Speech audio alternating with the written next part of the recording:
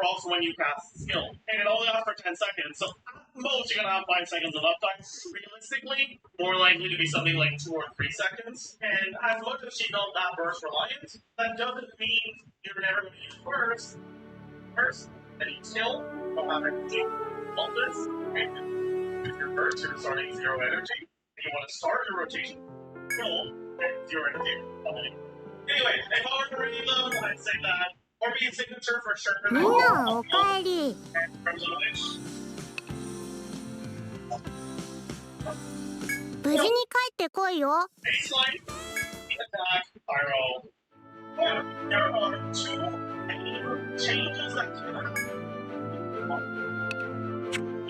And those 2 changes can be instant, an attack, basically, she gets 40% power damage from it, and the decent amount of her keys and weapon option get her damage.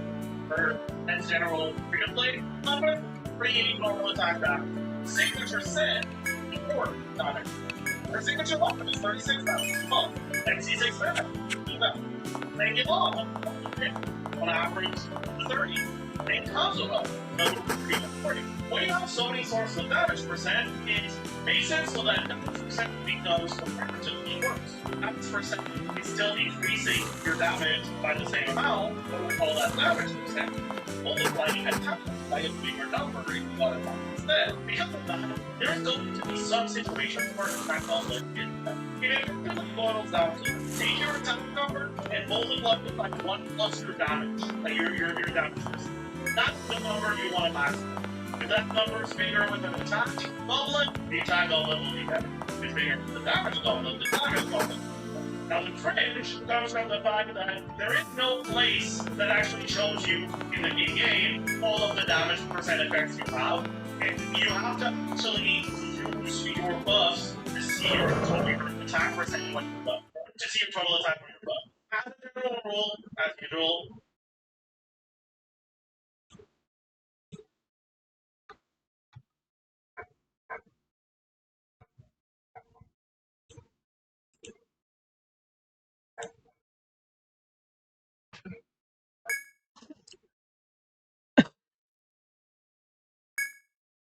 やれやれ、しつこい連中だ。Alright, cool. Yeah, Haxorus can't wear heavy armor.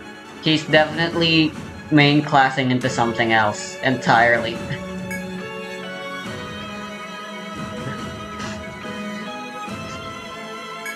ヨルムンガンドの復活は間近だ。邪魔はしないでもらおうか。 That's a good pronunciation. いいか。人とは愚かで醜い生き物だ。 Okay, if you hate yourself that much, don't lump us into it.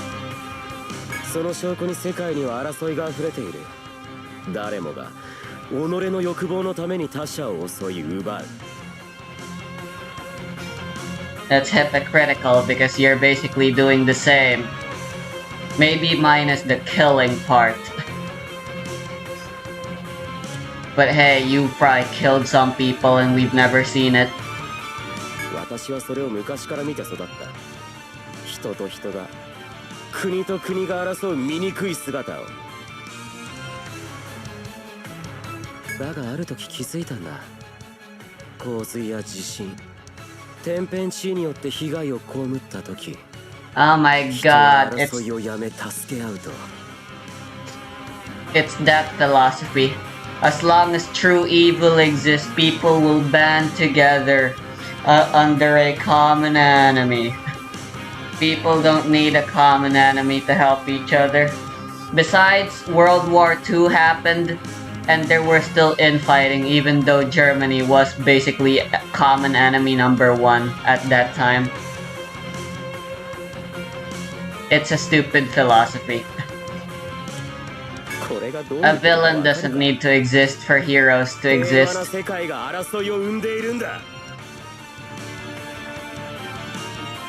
Freedom is slavery, war is peace. Is that how the saying goes? Also, this theme is a banger. Did I mention? This theme is pretty cool. I'm pretty sure this is the first time this plays. 人は強大な何かに対峙した時争いをやめ協力できるならば私がその敵を用意してやるのだ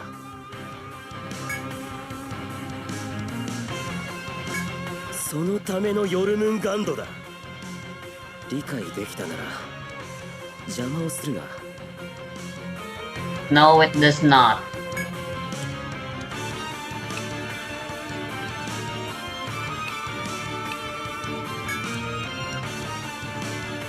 Is that so? I'm doing this for humanity's sake. It's not voice acted anymore, so I gotta talk now. I will awaken Jormungandr and guide all of mankind.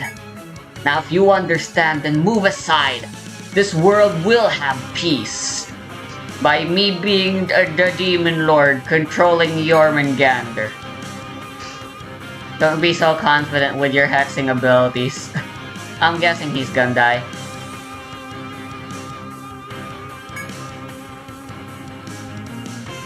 So, 1v1, huh? Well, not really a 1v1 actually.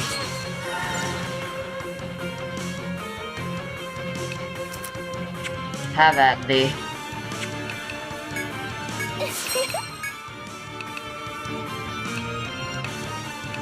First things first, I can't let him mind control me.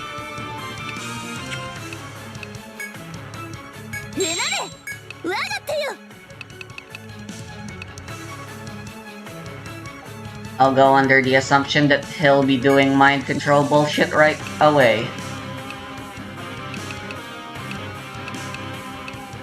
I'll be retaliating in part with mine own.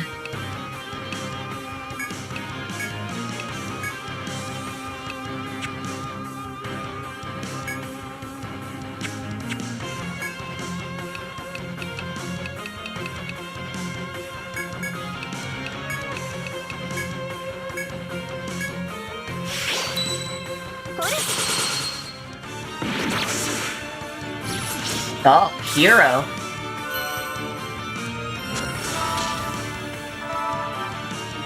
Hey, maybe this guy is triple classing. That'd be kind of crazy. Alright, the after image disappears the turn later. Just tank the hit, I'd say.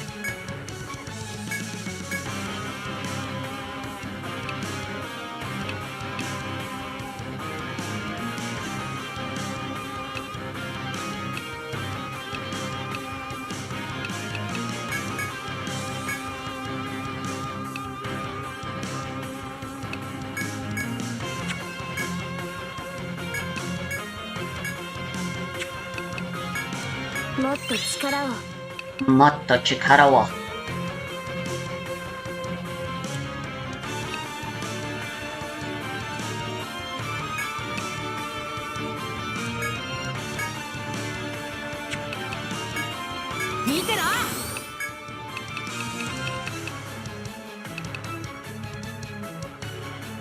I'm gonna look at his stats real quick, see if he has any elemental weaknesses.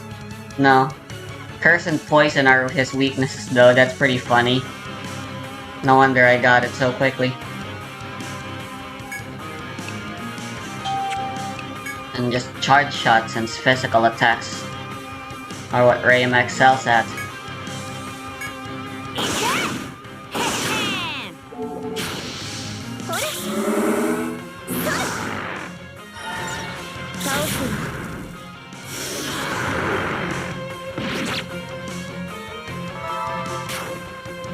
So I think he invested in the after image being able to sustain.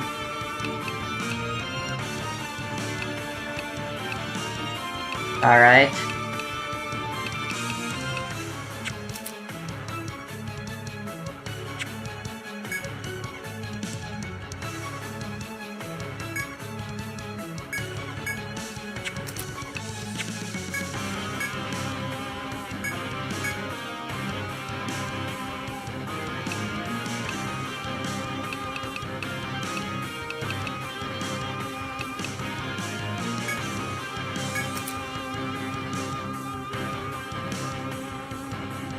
Prevent Order actually did its thing.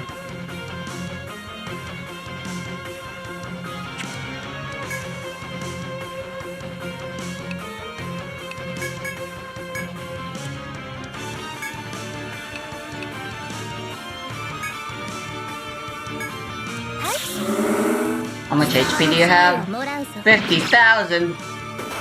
よしいけ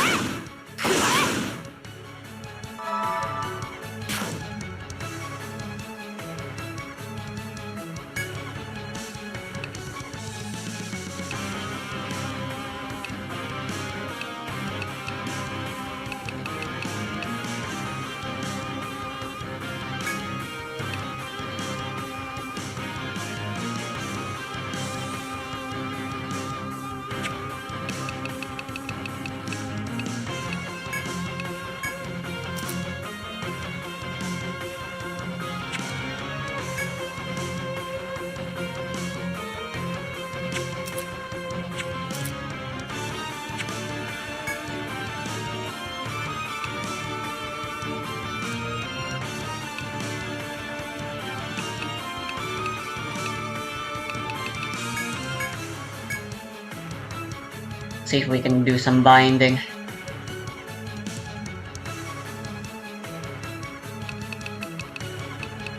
Arm bind's probably a good idea.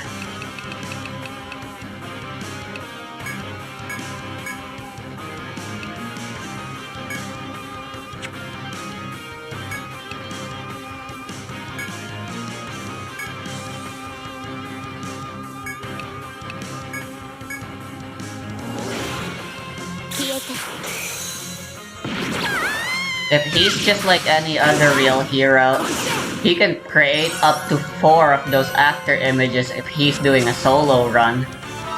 So hero is the best class if you want a solo. Fun fact, because the after images have no numerical limit. Their only real limit is the amount of slots you can have on the team, which is 6. So if you solo hero, you can have like freaking 6 after images activated. If you can survive long enough to do something like that.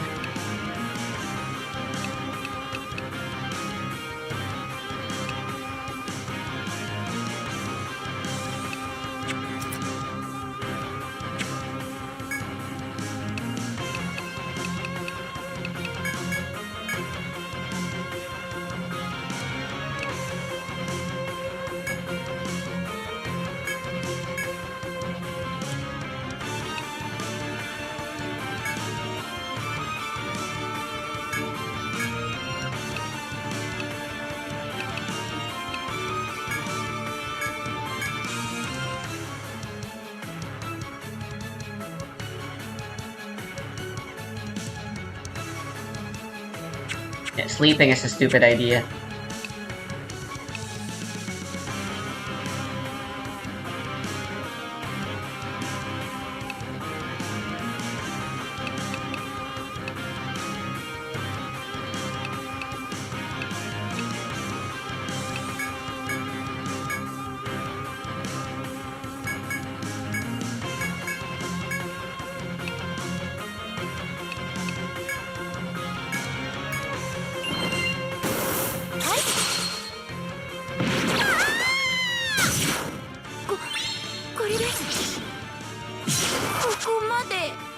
Shit.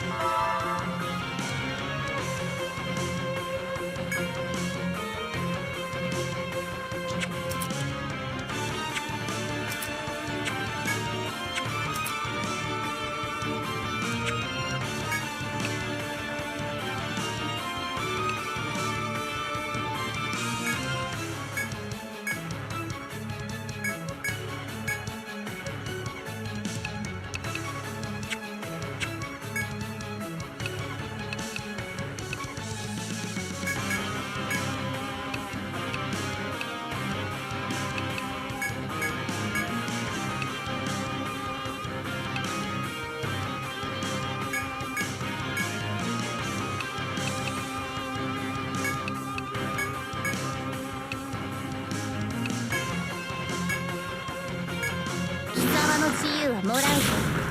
終わりに。はい。はあ。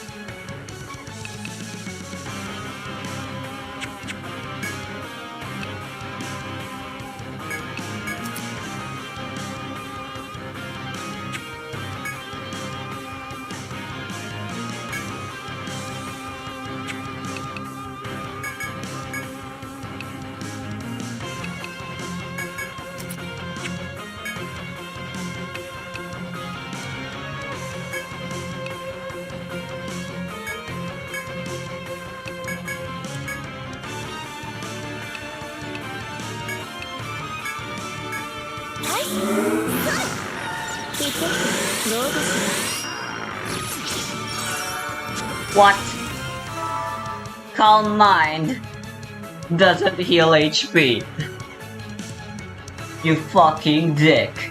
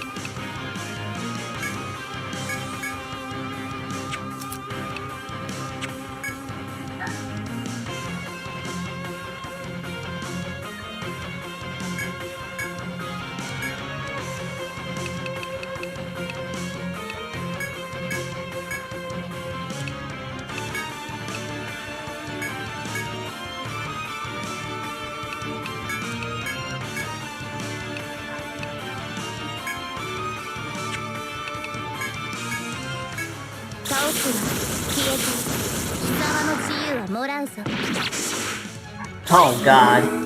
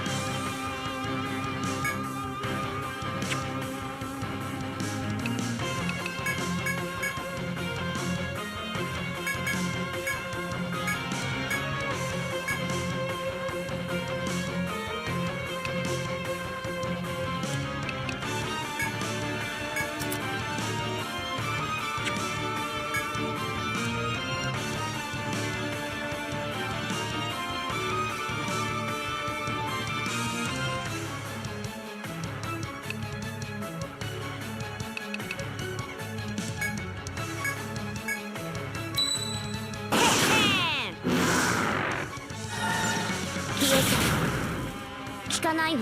倒すわ。それ。ほら。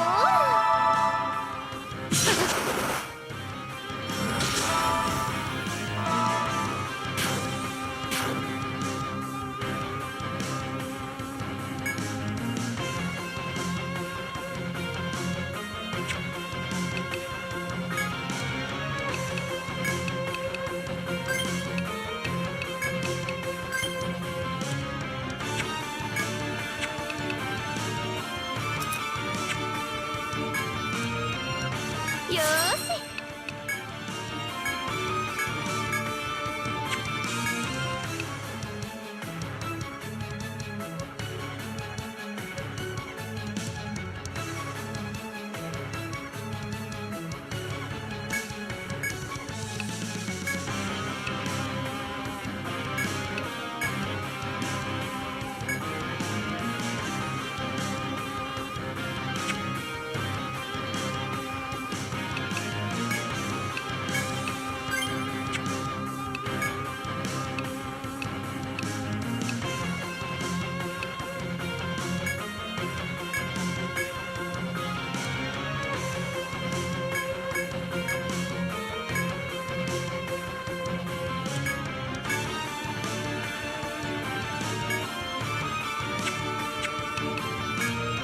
よーし。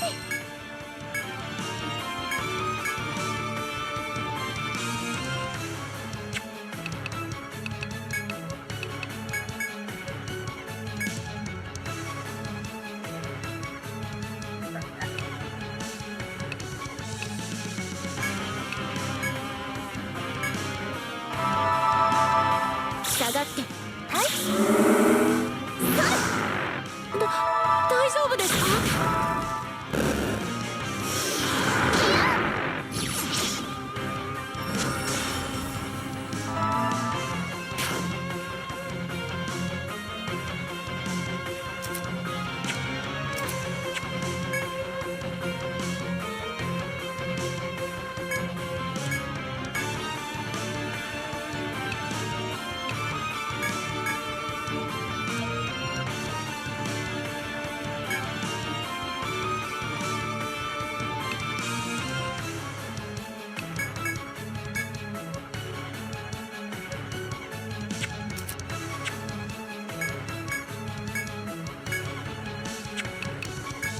見てな。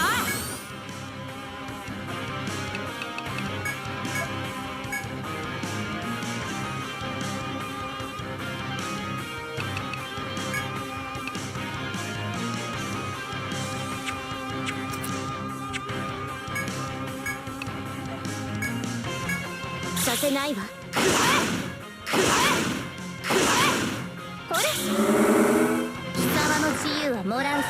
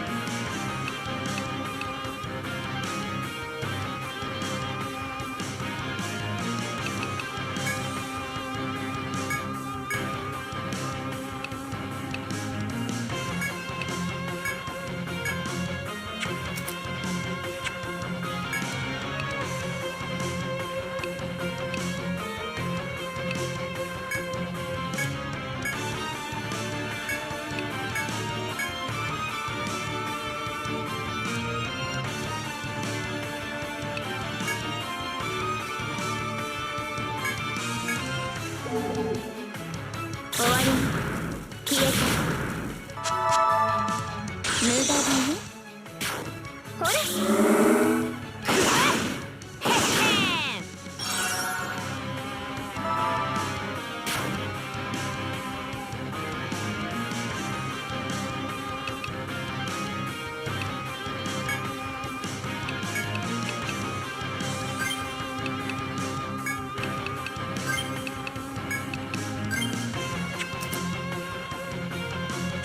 It's not headbind.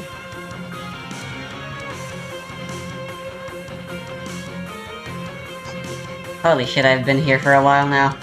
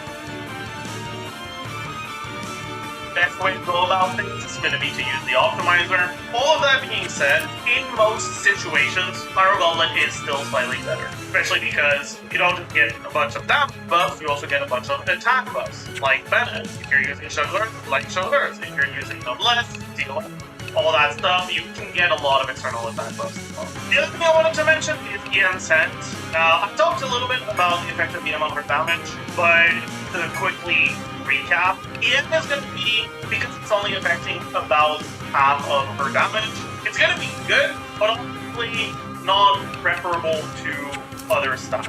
Now that being said, because the way the formula works is it multiplies the other stats. Once you have the other stats, well, EM, even though it only multiplies part of her damage, it's still a multiplier, and it becomes pretty good. What that means is that if you're playing, for example, a Bennett team, like a Bennett Bane team, with artifacts that have really low EM substats, especially if you're playing artifact sets that are not Instructor on your belt, EM sets become anywhere between competitive and actually effective. There's also the very special case if you're using Battle Scarlet Sands, which gives you attack based on your total EM, then EM sets are also better in Bane teams. Even though EM sets are a lot worse when you're using EM weapons, more stats is always more good, but EM sets are strictly a replacement to attack sets, and so once you have enough EM, unless your EM set is really good and your attack set is really bad, you're generally better off sticking with that. So, a quick little graph just to show this. When you look at White Tassel in a Bennett team with Bennett C5 on a 4-star weapon, the breakpoints where EM Sense is about as good as attack sense is going to be around somewhere between 120 and 140, after which attack sense would be better, and this is EM before looking at your sense, and before which EM sense would be better. Now the overall difference isn't that big if you're below or not too far above, but it does become relatively big if you start being a large amount above that around 120-ish benchmark. So if you have a lot of external EM buffs, for example, you're playing Instructor, you're playing LNG Elon, and your best available option for her weapon is R5 Ballad of the Fjords, then EM Sands would be completely gone. Like, absolutely terrible. Right? All this to say, EM Sands can be fine, and if you go over that, right, that's about 300 EM with the EM Sense right here, 120 without. If you're at 300 EM with EM Sense, I'll think if you're at 400 EM with EM Sense, if your EM Sense is a lot better than your attack sense, that's still gonna. It's just when you're starting to get to like a 5, 6, 700, it might start being the case that even pretty shit attack sense could be better. Anyways, let's finish with teams. And I think we need to start by talking about Vayne, because she's already been and will continue to be compared to Wu-Tao. Effectively, what she has is a damage profile that starts above Wu-Tao. Her damage at the very start of her rotation is better than Wu-Tao, but every time she attacks, and her damage goes down. The end of her rotation, her damage is significantly worse than Wu-Tao. What that means is that there are going to be situations where killing the enemy is fast enough that she is going to be better than Wu-Tao. And also, how he's turned Super Saiyan Blue? Not the case. And she's going to be similar or worse. That means before looking at the fact that she cannot. If you ever have to use your burst, because if you don't, you're going to die, she seems to not agree. If you have to use your burst right after you started attacking because you're gonna die if you don't, she is very underwhelming. Personally, I kinda like that. We finally have a character that actually rewards you a decent amount for playing properly, for playing well, for dodging attacks. I think that for the more casual players out there that have defensive utility options that are going to make it so you don't have to focus too much on the dodging, she's gonna feel better than Hu Tao because she's a lot less reliant on animation cancel.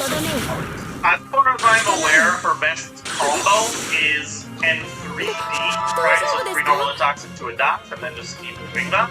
But the actual difference in output between that and smash and normal attacks is obviously a lot smaller than the difference in output between charge cancel on Hu Tao and smashing normal attack. Hu Tao normal attacks are not very good. If someone who doesn't bother with learning combos and stuff like that, she's gonna be nice. There's also the fact that if you need to dash because you need to dodge an attack, her damage doesn't go down that much because so much of her damage is in her Mask of the Red Death that which attack is being used, whether it's the first, second, third, fourth, fifth, or sixth one, it doesn't.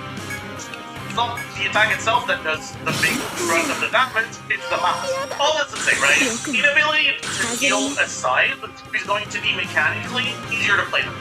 The heal will that's screwed. Really bad against some enemies, but she does have access to defensive utility options that are actually pretty good. Now, because she already gets so much damage percent from her kit and her signature set, and because she doesn't bait almost all of her damage like Hu Tao does, it's a lot less synergistic with the good animal units. Oh, yeah, that's the thing. With Paldana, because the damage percent doesn't do that much for her, she's less synergistic with Sucrose for the same reason. On top of that, she's more reliant on Bennett's buff to deal large damage numbers than Hu Tao is, because Hu Tao buffs her own attack so much, whereas Arlecchino doesn't. That leaves you in a situation where you want to maximize Bennett's buff uptime, and you don't punish as hard for not using an animal unit.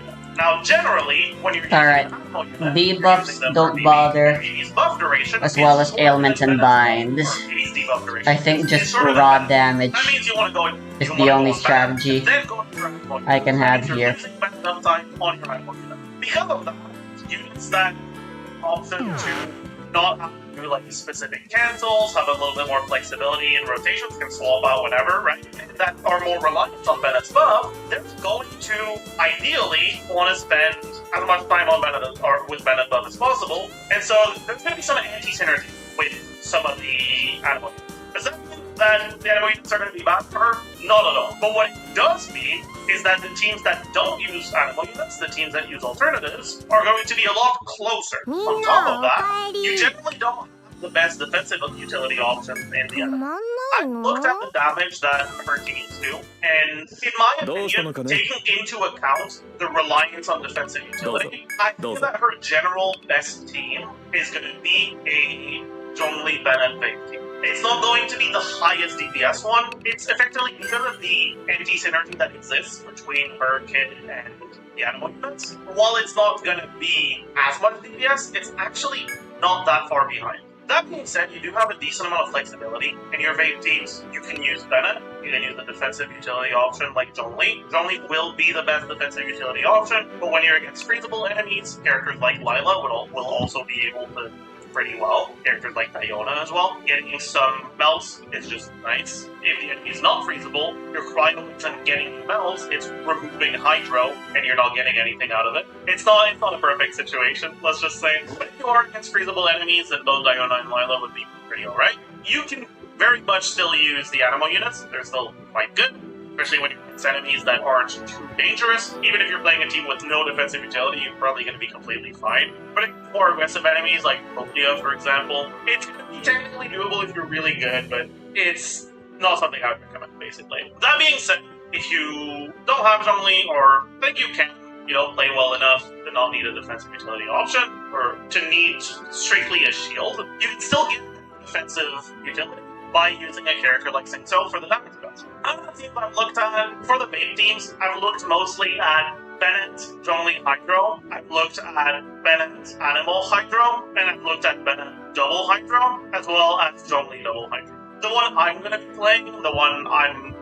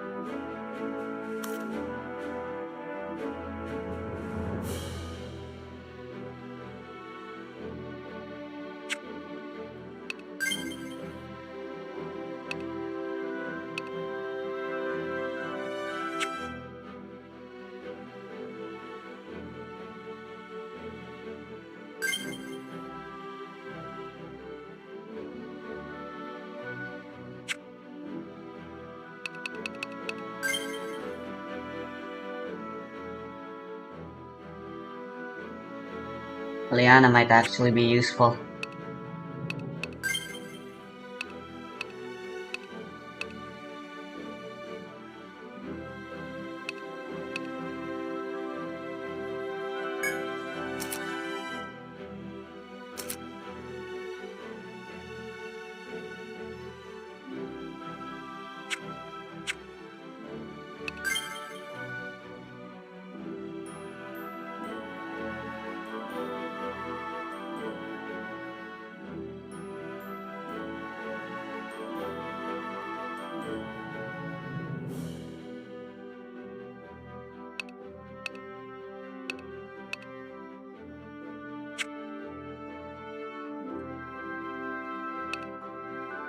Since it does mean I have to grind everyone up.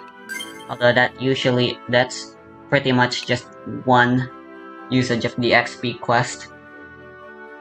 Still a little annoying.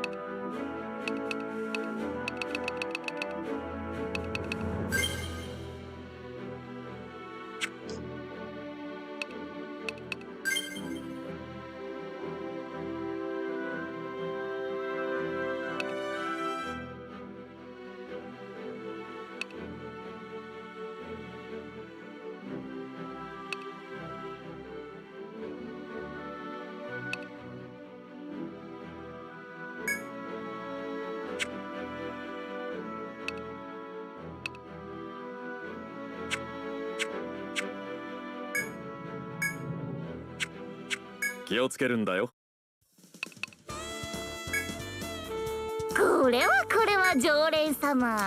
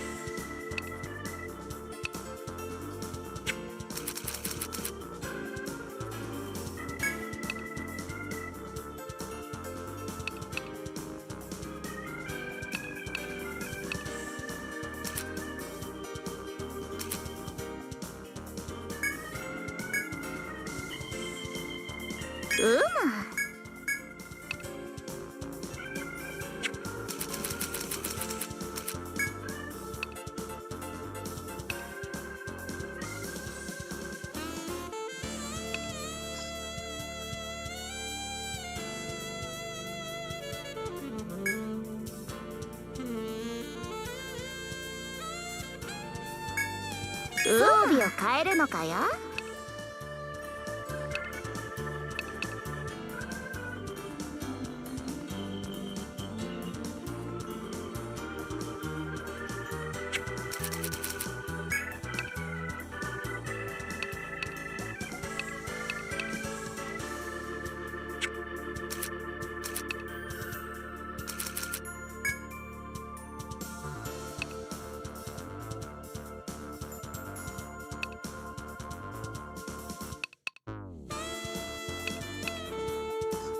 Hey, yo, a shotgun.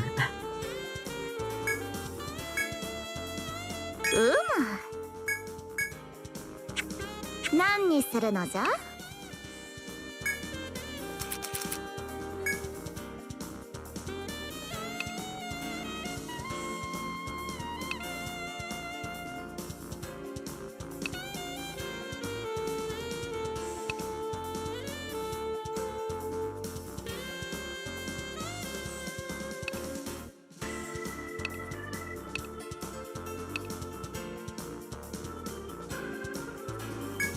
装備を変えるのかよ。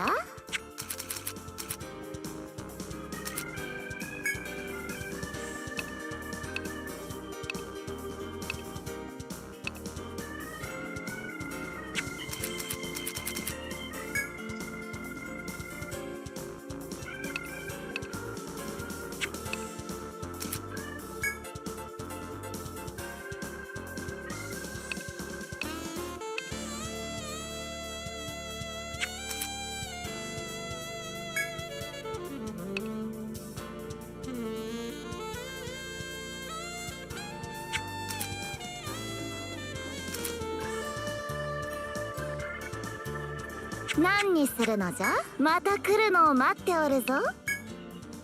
英雄たちのご来店。あらら、途中でどうするのかな。これにするんこれにするんだね。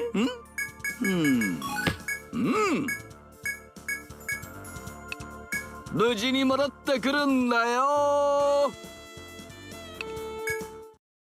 いらっしゃい。どうぞ。誰を呼びますか。気をつけるんだよ。Expecting to overall be the one people turn to the most once she's out is going to be Bennett, Shield, Hydro, with Bennett double Hydro not being too far behind. One thing that is interesting about a few of these teams, mainly Bennett, Shield, Hydro, and VV is that if you're playing them with Yelan, your longest cooldown is Yelan's burst of 18 seconds. Which means that you can do 18-second rotations. Something that's pretty important to note about that is that while shorter rotations are, if you actually do a rotation in 18 seconds instead of 21, that is basically a 15% DPS increase. That's a pretty big deal. But type rotations like that are a lot harder to execute perfectly, and most of the time, unless your rotation is significantly longer or shorter, if you're clearing the same amount of rotations, you're going to clear in a similar amount of them. I think that if you're just going to be looking at sheets that look at her DPS on 18-second rotations, or as we're going to get 無 into 事に for some 帰 of ってこいよ the later teams, rotations even shorter than that, like 16 seconds, you're going to get a どうする full 話をす idea る of んじゃ how ない I'm brute early forcing. it is, because you're probably not doing these rotations that fast. Right? If you make a couple mistakes on a team with 21-second rotation, very often those rotations already have some margin for error. Right, when you're playing teams with Singso, there's a very often already 1 or 2 seconds of wiggle room where you don't really technically have anything you could be doing during those 1 or 2 seconds. You're kind of just standing there if you're playing perfectly. Whereas with 18-second rotations, that's just not there. And so in most situations, you can expect to play 18-second rotations in 20 seconds, which is going to make them a lot worse than they look on paper. Anyways, she can be played in things other than that. And that's her biggest advantage over Hu Tao. Because when you look at these teams, I think that generally, between her and Hu Tao, I probably recommend Hu Tao. But her biggest advantage over Hu Tao is that she can be played in other teams. And she's actually synergistic and good in other teams. Much of Hu Tao's power is in her charge attack and in the fact that it doesn't have ICD, and therefore you can fake all of it. So when you're not playing her in fake teams, she's a lot worse. Still decent, but definitely a lot worse. Hito already doesn't fake all that insane of a portion of her damage, and so that opens up other team options that wouldn't necessarily be all that great with Hu Tao. For example, you have Shovelware's Overload teams. So I'm going to be separating the Shovelware's teams in Shovelware's Double Electro and Shovelware's It's technically new Shovelware's Changeling as well, but 探してみますわ sure.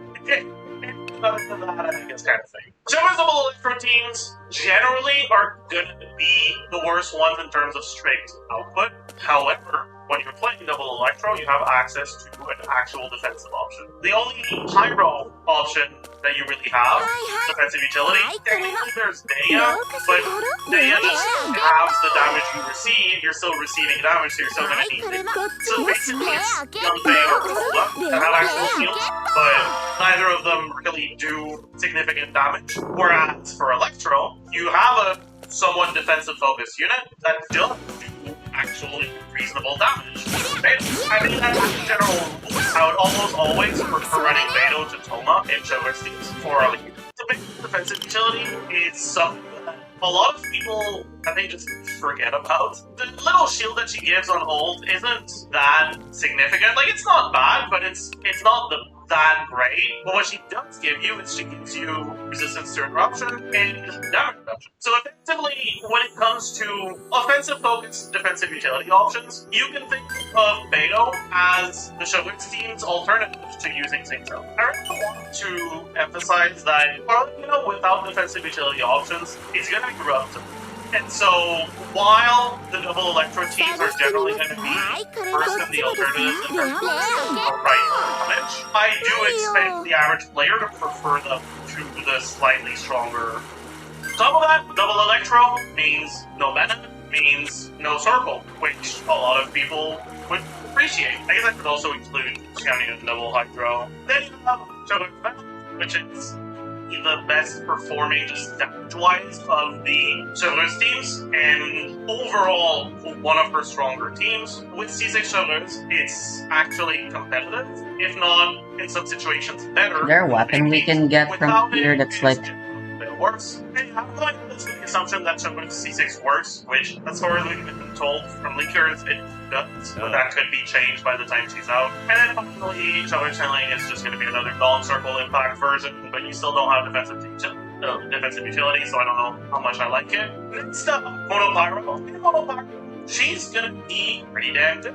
She's definitely going to be one of the better options for Mono Pyro. The Mono Pyro teams where you're playing Bennett, Kazuha, Changeling don't have a shield option, so you can just use strongly as a shield instead of Kazuha if you don't need the grouping, or even TTDS Yunfei. Overall, this is going to be a pretty strong Mono Pyro team, honestly. There's really not that much to say about Mono Pyro. It's a pretty straightforward team, and it's going to be pretty good. I'll quickly mention Virgin, because I know some people are going to know about it.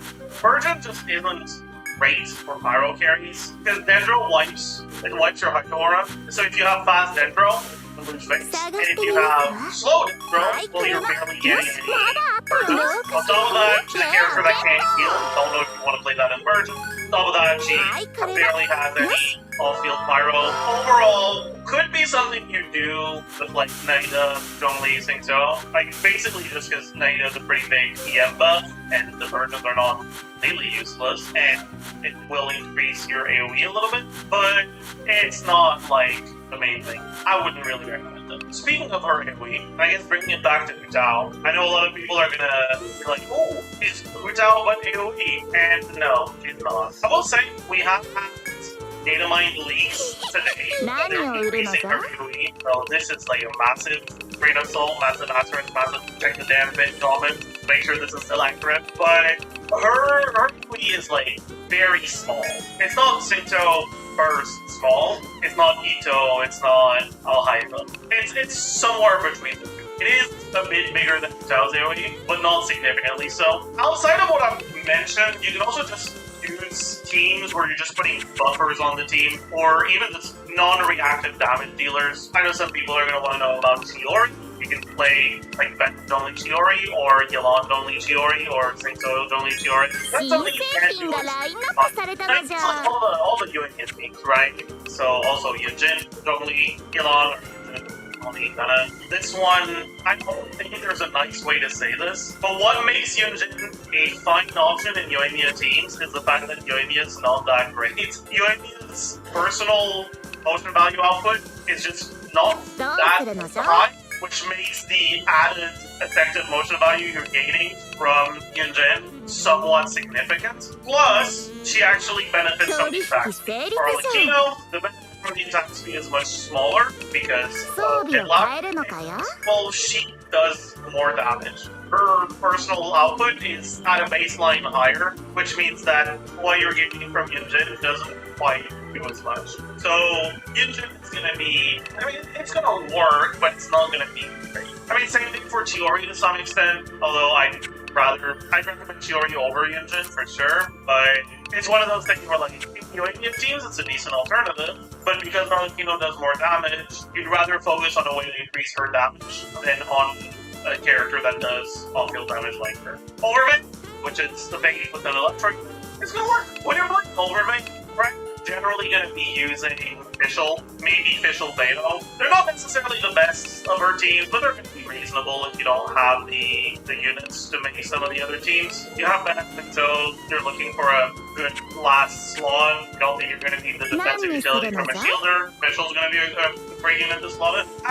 Talked about Xianyun double Hydro. You can also do Xianyun Bennett with Hydro. It'll be pretty good. I think that the scuff that can come from your damage reliant blood attacks, and the fact that you're not doing those blood attacks, Xianyun's not doing anything for your team here, really, or like not doing much at least, is going to make it so that even though they're very likely going to sheet as really strong, I wouldn't really recommend them over baseline big teams, but they're still going to be a very viable option. Next, we can talk quickly about Meld. Meld, I don't expect to be very good with her, like just straight, like Meld, like as in using a power unit in a base team, that's going to be fine. But straight to Meld without a Hydro unit, I don't think it's going to be very good. The London Directive damage over time effect can screw over some of your setups, and while her pyro application isn't fast per se, it's also not incredibly slow, and so I doubt there's going to be good setups that let you properly melt all your multiple hits. On top of that, the fact that the priority units that you can use with her don't tend to do quite as much damage as the Hydro units, and they don't really have many buffs, which means that the main reason they're there is to make you melt, and because she only melts part of her damage, about half of her damage rather than basically all of it, she's going to be gaining less from the melts as well. So overall, man, nothing for teams. Now, as like overall recap, like overall summary of my thoughts on her, I'm pretty satisfied with her current beta state. She's balanced in the sense that she gets some pretty solid upside at the cost of potential heavy reliance on defensive utility. And so I'm relatively satisfied with her overall power level. When it comes to design, I think that it's nice that we have a unit that actually rewards properly dodging, not getting hit. So that's pretty cool. I definitely do think that it's a bit boring that in practice she's effectively just gonna be swap out, and then swap to her and just normal attack until the numbers are white, and then swap out. I think that's how most people are gonna end up playing her. I think that's kind of boring to some extent, but I mean, just it is what it is, I guess. Two things I want to warn you guys about. One, if you're playing her in Overworld, in E, let it cook, catch the mark, teleport, come back, E, let it cook, catch the mark, and start your rotation with 200 bone of life instead of 1. Which means that showcases on day 1 are going to lie to you. If the whole book is red, they cheated. Number 2, her damage is very front-loaded. A lot of her damage happens early on while she has a lot of bond of life. Because of that, it's going to feel like she does more damage than she actually does. Front load is an upside, right? Doing the same damage but doing it earlier is better, and that upside will be felt, especially once you start reaching moments where you can either, or like when you clear the enemy before the end of a rotation. But that also means that the numbers you see on the first hit aren't really representative of the numbers that she's consistently doing throughout her uptime. If I look at the build that I'm going to have on day 1, assuming I could crown her on day 1, which can be possible, if I do my setup in a Zhongli, Milan, Bennett team, then I swap to her, and I use my normal attack, the first one is going to do 135k, assuming it crits. But as C, it goes down after that. It's all downhill from there. It's pretty significantly so. Just keep in mind, just because the first hit is wow, insane poggers, not all of them will be like that. Anyways, that's gonna do it. Overall, pretty strong character, not game breaking, but definitely has enough upsides that there are reasons to go for her over some of the other Pyro characters. Before getting to test her, I don't think that she's overall better than Hu Tao. I think overall she's weaker, but there will definitely be situations where she's preferable. I'm excited to get to test her, and you guys have a nice one. Bye.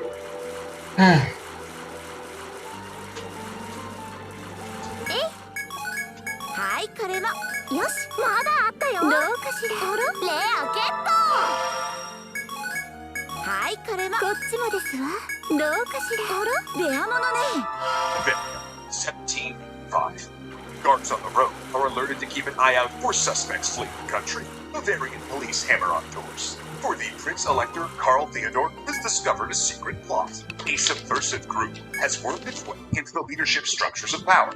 The post office, the army, Freemasonry, the universities, spreading its credo of secularism, atheism, and the restructuring of society.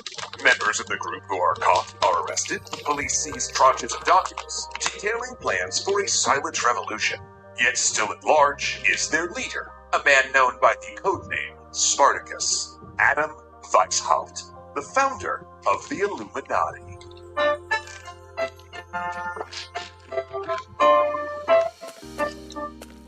Of course, it's no secret that NordVPN helps our orders stay safe on the internet. For a 2-year plan on a huge discount, check out nordvpn.com/extra-credits-VPN after the episode.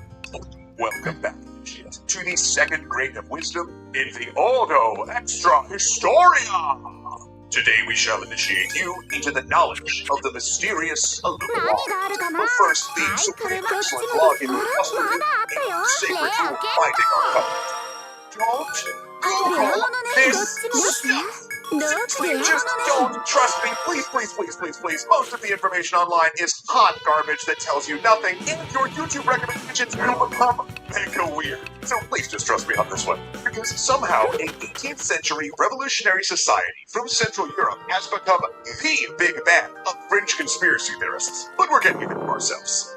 On May 1st, 1776, Adam Weishaupt, a 28-year-old professor at the University of Ingolstadt, decided to start a secret society. Now, this isn't as weird as it sounds on the surface. Secret societies were all the rage in the 18th century and Weishaupt's native Bavaria.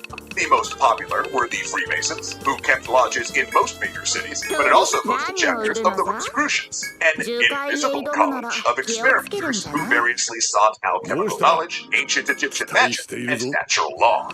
Universities were also a particular hotbed for secret societies, formed so students and professors could discuss Enlightenment ideals like democracy and secularism, considered dangerous to the social order. and Weishaupt loved Enlightenment ideas. In fact, he was quite literally a child of the 何を Enlightenment. 報告するんだい Orphaned at age 4, he'd been raised by an uncle who unleashed him in his private library of radical texts. So it was likely this type of academic discussion group Weishaupt set out to create.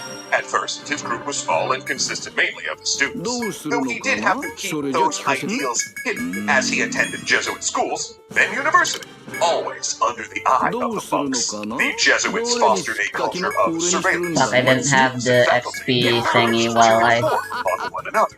However, the Jesuit zealotry and tenacity to meddle in politics caused their Whatever. downfall. The Pope abolished their order in 1773, which opened a place for Weishaupt. With Jesuits expelled from faculty, he was able to take up a position as professor of canon law, and he decided to use that position to remake the world.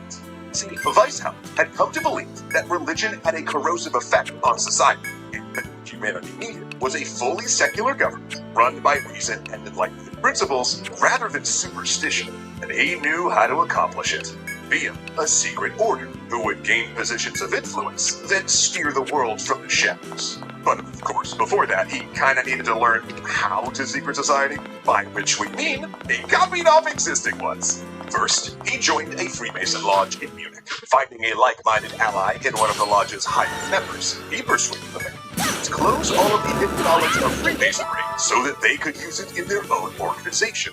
Then Weishaupt directed his students to join the Masons, spreading the influence of his new secret society by embedding it in the established networks of an existing one. After all, it was a key tenet of Weishaupt's philosophy that his organization might work under a variety of names and guises, pushing always toward revolutionary change. Those members initiated more members within the Freemason lodges, at times presenting this new secret society as a legitimate sub-faction of Masonry. An order that would, through study of Enlightenment philosophy and controlled teachings, create perfect humans. A name spoken of only in losers. A name that would make the powerful shudder. And that name was the Order of the Perfectibilists! I'm sorry, what? Oh, you thought that name sucked? これにするんだ Yeah, ね well, the Perfectibilists thought so too. So they urged Weishaupt to change it in order to attract more recruits. Oh, and they had just the name to go with. The Illuminati.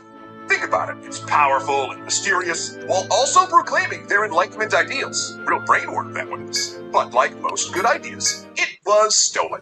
Yeah, Illuminati was a word already used to describe devotees of the Enlightenment, and it was also the name of a mystical Catholic sect formed by a Spanish woman in 1492. They just didn't seem to care. Like the Masons, they established grades of membership and began writing deep lore and backgrounds claiming ancient knowledge that was partially invented by a member and partially stolen from published Rosicrucians. To enter, initiates had to write a literary essay, and upon passing, would ascend to the first grade of membership. Their learning was strictly controlled in order to produce the desired educational effect. More Freemason rituals were included in the middle level, until the initiate tried to achieve the rank of priest and full entry into the highest level of mysteries.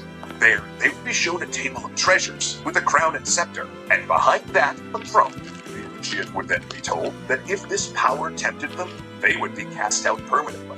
To refuse the crown would be to walk the path of obedience to the order and a promise to help subvert the system for the cause of the Enlightenment. Hey, wait, didn't the cult of Mithras last week also involve refusing a crown? Huh, interesting that element keeps popping up. Loyalty was also secured during these tests, as part of the initiation rituals involved the candidate telling an examiner their darkest secrets and desires. Blackmail material should they ever betray the order. The Illuminati were always watching, you see, an element Weishaupt borrowed from the Jesuits. He also proposed a sort of kindergarten, where female members would teach Enlightenment texts. And the order spread, dispersing through the Freemason lodges of Europe. It reached into Austria, France, and other cities in the Holy Roman Empire. In some lodges, half of the members were actually Illuminati, while a few lodges were taken over entirely. This included a lodge in Vienna that counted Mozart as a member, but whether or not he knew about the secret inner order is still unknown. Illuminati leadership did, however, try to recruit people of influence, and by 1784, the Illuminati had 2,000 members, which included a general, government officials, professors, and a postmaster general who had the power to read anyone's mail. Now, at this point in our teachings, you might be wondering, what did Weishaupt do with all that power? Well, I'm gonna tell you. Nothing. Yeah, he was mostly focused on taking over more and more Freemason lodges, issuing strict guidelines to follow, and trying to subvert the Rosicrucians. Not exactly a wild act of sabotage. And that's when the whole thing collapsed. No one's quite sure what happened, but in 1784, some Illuminati correspondence fell into government hands, possibly due to the actions of the Rosicrucians, who were kinda sick of the Illuminati messing with their members. The hammer came down fast. First, the Elector Count sent out his troops and police to arrest Illuminati members and question them. The whole thing fell like dominoes, with each raid netting more confessions, denouncements, and documents. And the story was a terrifying one to those in power. This was a secret order dedicated to revolution by subterfuge, which had operated under the government's nose for years. The fact it had never gotten around to actually doing anything was immaterial. To embarrass and discredit the group, the Bavarian government published the seized documents, and by the next year, in 1785, the Holy Roman Emperor banned all secret societies, apart from the Freemasons, who had to register membership lists with the police. Weishaupt himself escaped to sanctuary in another German state, where he spent the rest of his life writing books about Illuminatist ideas and died in his 80s. For all practical purposes, the Illuminati died in 1784, crushed by the Bavarian government. But then, the conspiracy theories started. In 1797, 2 separate books were published in England, alleging that the Illuminati had survived, and were the secret puppet masters behind the French Revolution. The books proved especially popular in the newly founded United States, which ironically held many of the same views as Weishaupt. Thomas Jefferson was a fan, but also triggered an era of paranoia about secret societies and hidden plots. From there, they became a symbol rather than a group, the name pinned in the center of every conspiracy fanatic's corkboard, an all-purpose boogeyman, mostly because of a really great name they took from other people. So, in a way, you could say that the Illuminati does still live on, specifically now in your internet history. Sorry about that. Congratulations, Watcher! You have now achieved the rank of adept in the Ordo Extra Historia. What's this? It's been a delight. You all should come back next week, and maybe, just maybe, you might attain the rank of Quillman, because we're going to be exploring the Knights of the Golden Circle, a group set on building a slave empire in the Americas. So, as you are conducting your pre-episode research, just remember that if you decide to ignore our sacred second rule, you are going to need some extra privacy to protect you in those nasty, dark bits of the internet. But luckily for you, the Ordo Extra Historia can get you a great deal on NordVPN. Coincidence or conspiracy? You thought. Just one click. NordVPN shields you from malware, trackers, and ads. Notifies you if someone scraped your info and put it on the dark web. Gives you a dedicated IP to avoid captchas and block lists. And connects up to 10 of your devices to one of thousands of blazing fast dedicated servers around the globe, so you and yours are always protected, but also interneting super fast. Seriously, I'm not saying that I use Nord to watch videos that are region locked in the US by connecting, say, I don't know, Ireland or something, but I am saying that if someone did do that, the servers are so good that the video quality definitely wouldn't be a problem. And because our historical order is so secret, we very much appreciate Nord's privacy features. They never track or share what we do online, use next-generation encryption, can enable private DNS servers for increased security. A few weeks ago, I made a video ranking all of the sample courses in the original Super Mario game. And the reason I ranked them was to coincide with the shutdown of the Wii U online servers, and by the time this video releases, it will all. However, the sample courses were not uploaded online. You'll be able to access them even after the service shuts down. What you won't be able to access, though, are the event courses, as they're uploaded to the course world. Event courses are lost media. These levels are either made to go with some sort of event, or give the player access to a brand new Mystery Wizard costume. Lucky for me, just before the service shut down, I decided to replay through all of these since I haven't touched them since their event release. And just like the sample course video, I thought it'd be fun to rank them all from the worst to the best. Now, my main hope going back to the event courses was that they'd at least be a bit better than those sample courses. So, how did they turn out? Okay, that's an exaggeration. While the lows here are somehow lower than the sample courses, the highs are much higher, and there are just more good levels in general. That primarily comes down to the fact that these were all actually designed to be full levels, whereas most of the sample courses lasted no more than 20 seconds. But as for this ranking, I'll be using the same criteria, being fun and creativity. If you enjoyed this video, please make sure to leave a like and subscribe to the channel. At 200k, we're ranking— wait, we hit it! Thank you all so much for helping me reach this milestone, and we honestly hit it significantly faster than I was anticipating. Just like I did for the Mario Odyssey Moon ranking at 100k, I'll be posting progress updates on the video in the community tab. Right now the script is about halfway done, so my goal is to release the ranking about mid to late summer. But enough about that, let's jump into this list. Okay, so really weird thing about this list. I looked at the wiki before doing this video and saw that there were 47 event courses. However, after playing through everything, my list only had 45 levels. Confused, I checked back at the wiki and saw a level I hadn't gone through in my revisit. After taking a closer look at its box, I noticed that it said it was deleted. It got my voice Sean. Yeah, so the levels Super Baka Rhythm Land and Sean's Mossy Mole Mischief were both deleted, and so I couldn't replay them for this ranking. Honestly, I was pretty sad about that because I remember when the Sean the Sheep level came out and really wanted to retry it. I don't care about Baka Rhythm though, this course is fitting. Now, I looked around the internet and couldn't find any reason why either of these were deleted. It looks like maybe the Baka Rhythm one was always intended to be, since it's the only event course you weren't allowed to download, but I found nothing on Sean the Sheep. That especially sucks because now it's impossible to unlock his Mystery Mushroom costume. Well, I guess you can't unlock any of them. Alright, side tangent aside, let's get into the actual list. 45 Cabbage's course.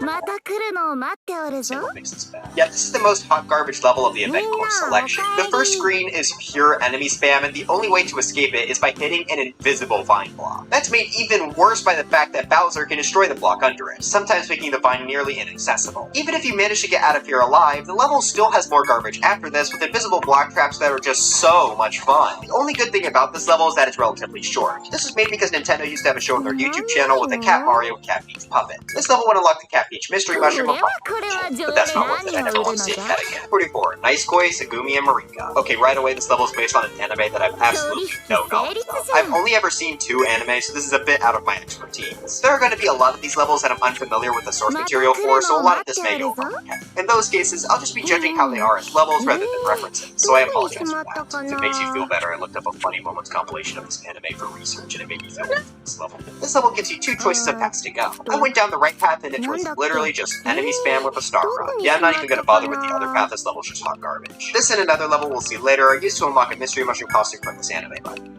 43. Arino Maker Returns. This and the next 2 levels were made by Shinya Arino, who is the host of Game Center CX. Beating all 3 of these would unlock him as a Mystery Mushroom costume. Sadly, he's not very good at those. They're pretty much all hot garbage, but you can at least see a little level design in each of them. This first one is underwater, which obviously makes it the worst because underwater levels are usually not fun. This is also really funny because they just gave up halfway through. I'm not kidding, the back half of the stage is literally blank except for a few areas. Gee, I wonder what will happen if I go down here. Surely I wouldn't die. 42. New Arino Maker. 41. Arino. I pretty much have the exact same thoughts on both of these, so I'll just talk about them at once. They're also very messy levels, but unlike the last one, they're on ground. That makes them slightly more fun, but they're still not great. 40. Super Mario Kun 25th Anniversary. This is based on a Mario manga in Japan, and upon completion, you unlock this really strange-looking Mario Mystery Mushroom. Let's see if that worked. I won't screw down to that level. I've got to stay strong. No, anyway, the level itself is just more hot garbage. Who could have guessed? I'm pretty sure the elements in the stage are supposed to spell out something, but I can't. The only reason this is higher than the last few is because it's in Mario U. Most of these stages are in the original Super Mario Bros. Style to go with the Mystery Mushroom, so this is a nice change of pace. Well, not nice, it's still awful, but 39. PAX West 2015 at Megathon Final Road. This level starts decently enough. I like the enemy cars, they're pretty deadly, and the conveyor staircases are also a pretty unique obstacle. After that, there are a few more good obstacles like chain chomps and cannonballs on a vine climb before the level sadly devolves. Once we exit the sub-area, we are immediately faced with a picket door, which is obviously something I find obnoxious. When we pick the right door, though, the rest of the level is just a fire spam Bowser fight. I know this is personal preference, but I really don't like it. They just give you infinite power-ups, so it's chaotic for no reason. In my opinion, this is a not cool Bowser fight. 30. Takaiki 2016 Content Course 2. Here we have the literal only Mario 3 event course. Such a shame they decided to make it terrible too. This is a ghost house, and while it does have some interesting puzzles, like using a POW to enter this door, and I also like the Muncher Wave, it's got a lot of annoying elements too. There's a pick and path at one point that basically leads to an unreactable death if you go down it. I also don't like this P-switch puzzle. Not only do you have to hit invisible blocks, but you need to hit a P-switch, then carry another one through this door, which isn't made obvious until you get to the part where you need to hit the second switch. Overall, this is an improvement, but it's got a lot holding it back. 37. Barbara and Tomato Land. This level really confuses me. It unlocks the Barbara Mii costume from Jam with the Band. My only knowledge of the series is that there's a Barbara wig in Smash, so I did not get the references here at all.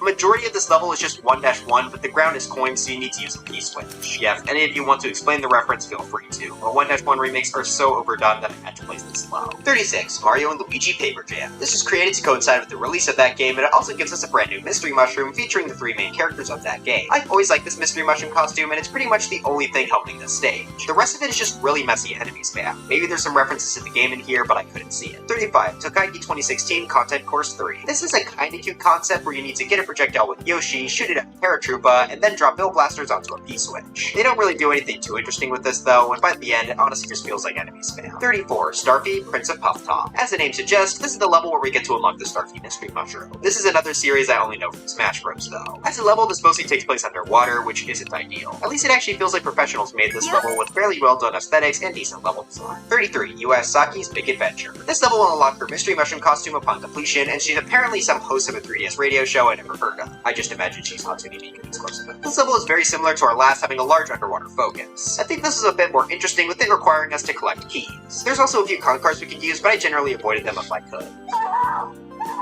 The end of the level is also a bit of a shooter, which is somewhat cool. 32. Adventure in Sarasa Land. This level was used to unlock the Daisy Mystery Mushroom. How was she not in the game at launch? Now you'd think that would mean the level would be based on a Mario Land level, but instead it's mostly underwater. The only underwater level in that entire game is the submarine level, but this doesn't even use a fire clown card to make it a shooter. I seriously just don't understand what the point of this is. At least when you get to the surface it makes more sense, with the tracks being shaped like that game's pyramids, and the pipes looking like the Mario Land ones too. 31. Walk in the Undo Dog.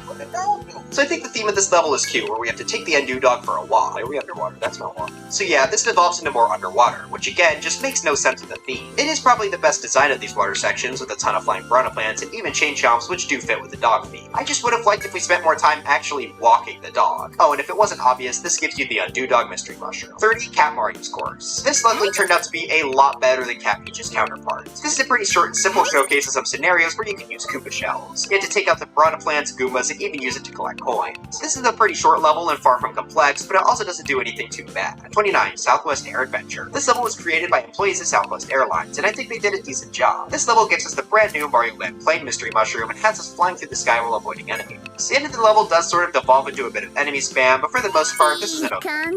28. Nintendo Badge Arcade. This level is based on the 3DS application and gives you a Mystery Mushroom based on that game's mascot. This is pretty much separated into 2 parts. First you have to avoid a ton of enemies on conveyor belts, and then you transition to a cop car segment on an airship. Both are decently fun, though not particularly memorable. I'm also not sure how much this actually has to do with Nintendo Badge Arcade, since I never know. 27. Nice Koi, Shitogi, and Kusani. Here's another one of those levels from that anime we saw earlier. This is also a choose-your-own path level, but this time instead of an awful star run, I got a pretty solid platforming level with a ton of falling platforms and vines. They use the ideas pretty well here by having the vines attached to tracks. So for being a much better design level with the choose-your-own adventure gimmick, I think it deserves to be up much higher than the other one. 26. Mario Hills. Get it? It's like Mario. This level is based on Monster Hunter and gives you the Feline Mystery Mushroom. Now I'm not really sure how much this level is based on Monster Hunter, but it was fun to platform through. You have to climb over chain chomps and avoid a lot of giant enemies. The level is also stellar in the aesthetic department as well. Really the only problem is that it's super short, being one of the shortest event courses. Still, I think this is the point in the list where the levels really start to get good. 25. NES Remix. To go with the release of that game, they made a 1-1 remake. Now to be fair, if any game was going to get a 1-1 remake for an event, it does make sense to be this one. That's not all this level is either, as it's actually both a 1-1 and 1-2 remake. 1-2 lets you go through the stage here, which is kind of cool because it's something we actually have to do in the street. This really brings the city back some time. Super fun. The stage is used to unlock the Frog Mario Mystery Mushroom. So why didn't they remake a Mario? But whatever, this was still fun, even if the remakes are overdone. 24. NES Remake Super Mario Bros. 2. This is another NES Remake course, and it's better than the last one for a few reasons. First off, the Mystery Mushroom makes sense being Burger, who actually came from Mario Bros. 2. Secondly, this level is a remake of that game's 1-1, which is not only more original, but takes a bit more effort. It's interesting to see them try and recreate that game through the original Super Mario Bros. style. I'm still not a huge remake fan, but I can at least appreciate it. 23. Secrets of Statue Mario. This Mystery Mushroom is based on the statue from Mario Bros. 2. While the costume is cute, the level itself does kind of feel random. Not necessarily bad, but the different obstacles don't really make much sense together. First you dodge piranha plants, then a ton of bombs, then you get chased by a bomb, after that you ride a skull platform, then you dodge some more piranha plants, and finally you end up running across the platforms. All of those sections are decently fun, especially the piranha plants you have to dodge all my buttons, but I just don't really get why they were mashed together. Science. 22, Twilight Princess HD. To go with the release of that remake, we got a level based around the Wolfling Mystery Mushroom. This is peak! I really like the aesthetics here. Start the stage by breaking into a giant head and brings us into the dungeon. There's a lot of decent platforming to start, but it unfortunately gets a bit annoying with Bowser Jr. First off, I had to wait forever for him to break this block. Then you also have to use it to break the block for the escape, but if you defeat him before that, you have to わかりました。 Luckily, the level picks up again with the section outside the dungeon outside of front of it. It's pretty hard to get through here without it. Then you have to fight Bowser Jr. 2 more times with the plan. はい。 Overall, this one is definitely pretty solid. I'm just not Hi. good parts of all the Jr. 21, the Squid Sisters versus this level actually gives 2 mystery costumes. Callie and one from the Crazy.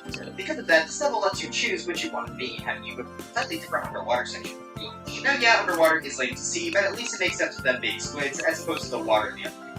Above the ground, you have to avoid a lot of bloopers while jumping across platforms shaped like squids, which is pretty neat. Not the most complicated level in the world, but I like having the choice of capturing possible. 20, Mario Sludge.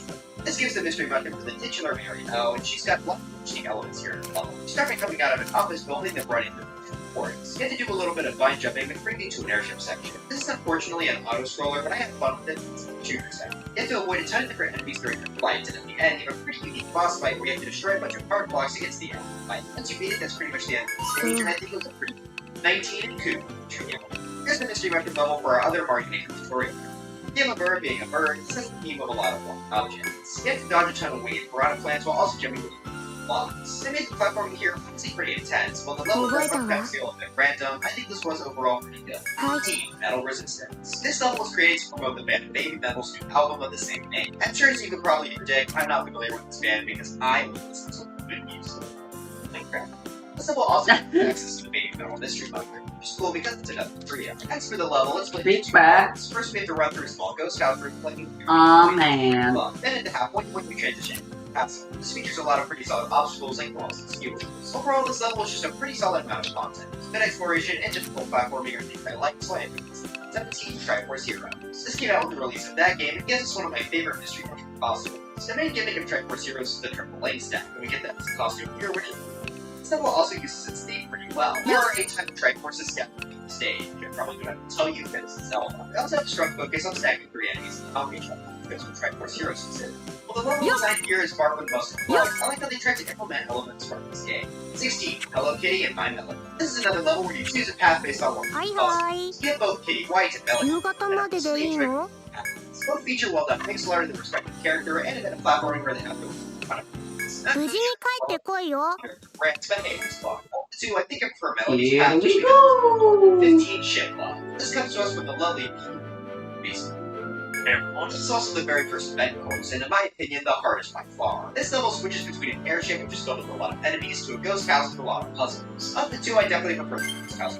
It's a lot of fun to jump through, and there are some decent puzzles along the way. That's not to say the ship doesn't have anything, though. I like the portion with chain jumps and cannons, as it's a pretty difficult platform. And for all the great things this level does have, I'll be honest, it did pretty hard. It's not only a pointless star run, but a long section where you have to do bomb excavation while Bowser shooting. Yeah, I'm not really a fan of either of these, but at least it takes back up with the ending with a very tricky platform segment. Now, what makes this level the hardest comes down to its absurd length. It's far longer than any of these levels, and worst of all, there's no checkpoints since this was made before the event. That can make this level extremely frustrating. Had I had checkpoints, I think I would have moved it up higher. 14, Welcome to Saturn Battle. This is based on the Mr. Saturn Mystery Mushroom costume. This taunt is also one of the best ones to spam since he just raises his eye. This level takes place in a little village with several houses that you can go inside of. Platforming here is just pretty strong. I like the part where the piranha bombs jump at you, and having to climb vines while bullseye builds drag using this hero too. Overall, this is pretty fun. 13, Dr. Kawachima's athletic training. For this course is just extremely fun. This is of course focused on the Dr. Kawashima Mystery Mushroom, and if you've ever played Grenade or Smash, you know that he's just a floating head. Well, this level uses that to its advantage by having a ton of block-built bodies that you can place your head onto. This is such a funny gimmick, and it's fun seeing all the different combinations.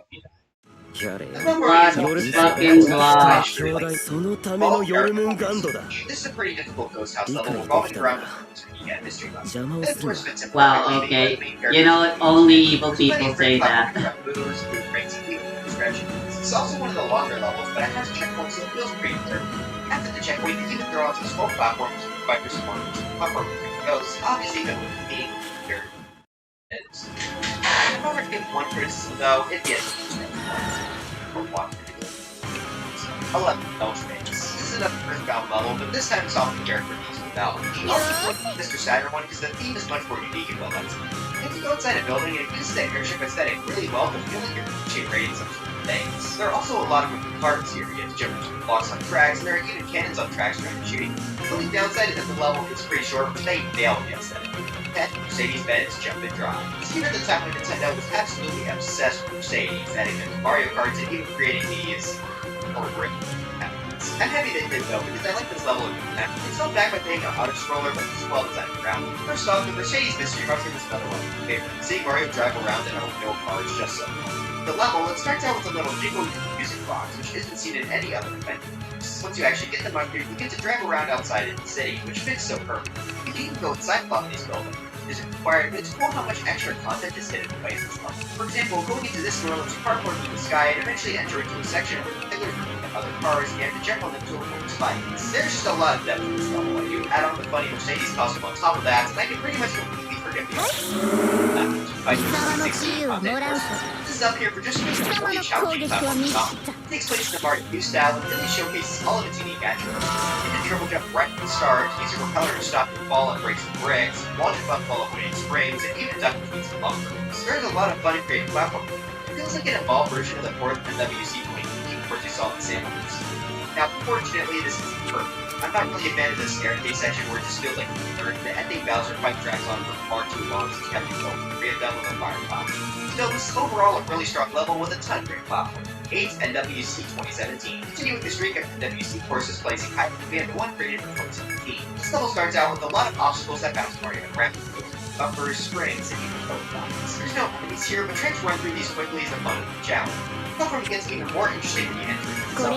There are a lot of jumps where you have to duck to fit into a small gap, and you even have to climb a vine past moving springs, which can genuinely be pretty tricky if you're not paying attention. Following the second checkpoint, we have the most interesting jump where we have to jump off falling donut blocks, which are created by the block. It's pretty creative, and also quite intense, since you have to jump between a ton of saws and off the character.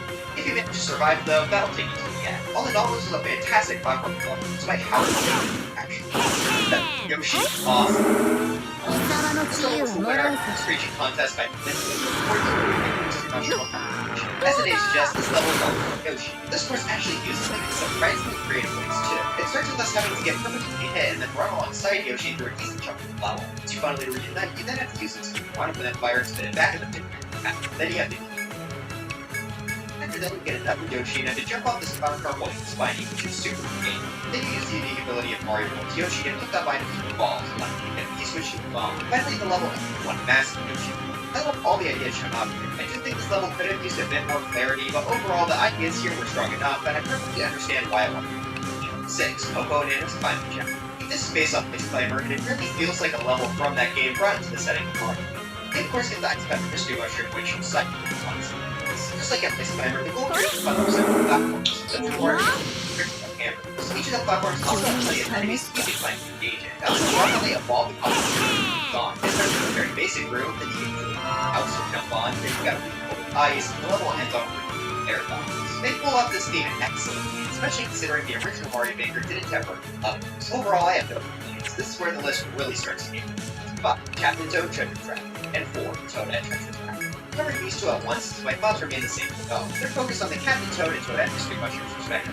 If you've ever played Treasure Trap early in the New World, you know the main gimmick for that is not being able to jump. Now, without their conditions, they couldn't make no jumping a requirement here, but they still designed both courses around the idea of not jumping, which is super cool. If you beat these stages once with Maker, these are fantastic, and a lot of interesting obstacles, but I think that did a little bit. Since hers came out later, she was able to use it. That makes her level more complicated as you have to do all of the key points in the level command, which fits with the Captain Toad levels where you have to collect all of my stars.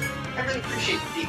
It was done for free. NES Remix Excitebike. This course is great. It essentially transcends an Excitebike race into Mario Maker. At the start, you're launched right away and have to go against several tiny shots. This is a very fast-paced course as you're going with bears, which fits the theme perfectly. Eventually, you make it into a warp pipe and go from the airship setting to a castle to race against it. Both sections, there are several hills to jump over, and I really love the aesthetic touch of having black and white flags on the entire stage. Well, yeah, there isn't much gameplay-wise, I couldn't help but love how the aesthetic 2. IP 2016, Content Corn. I think this is my favorite of these content. It has the best theme of all of them. This level is all about cannonballs, and they're just incredibly creative. weapons. You start the level with the ceiling entirely made of cannons. Some are black, while others are red. So you have to try and make it through here by finding the gaps in the shop, which is pretty fun and intense. Once you make it through, you're then facing the more platform-centric ground segment using cannonball. Some chips here can legitimately be quite difficult. Luckily, you can always try again and also open a path through the sections. The point of going through here is to beat the fire flower to defeat a bunch of wildlands and serpents. However, when you return, you are forced to once again go through the cannons here. So, I am a bit mixed on this. It feels a bit filler to scope wise, but it is still fun and how a bit harder to follow. Once you make it to the other side, though, you can kill the piranha plants and reach the goal. This level did a fantastic job with its theme, but while I'm still in fire flower style, I love the creativity and difficulty. I choose you. Based off the Pokemon franchise, you one of these levels to unlock 3 different physical. Those being for Charmander, Squirtle, and Bulbasaur. The starter trio from each game. Just like in Pokemon, this level is all about choosing a starter to take on the stage. Depending on your choice, though, you'll actually get a different obstacle course based on your type. Charmander will have to dodge a lot of fire enemies. Squirtle will have to platform on ice. Bulbasaur has to avoid piranha plants while hunting the boss. The amount of options here will make the level much more interesting. Eventually, all the paths are combined, and you have to jump across several Pokeball-shaped platforms, which gradually turn as you make it through. This was just a phenomenal way to represent one series of Mario games. I seriously think they did a phenomenal job. They even modeled the choice of Pokemon off of the platinum. But yeah, I genuinely think they went above and beyond. So we're having 3 different routes that are all fantastically designed and fit perfectly with the source material. I think I Choose You is easily the best event for Mario Maker had to offer.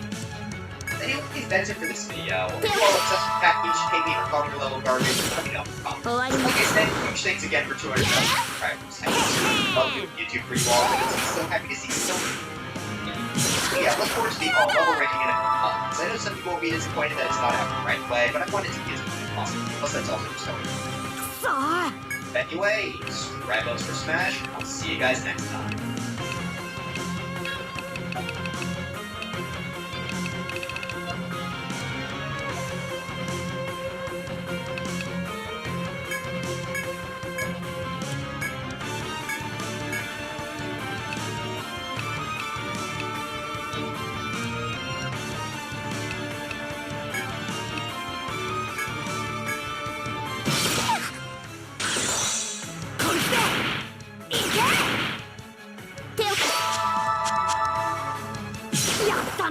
Fuck. ドラッグとわ戻ってしまったか。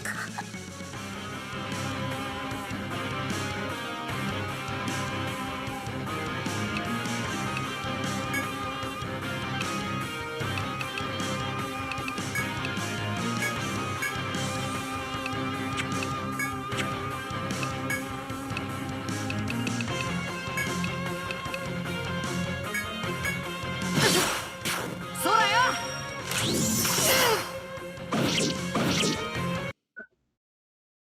なんでだよ。Yeah, the final phase where he activates his force boost is the worst.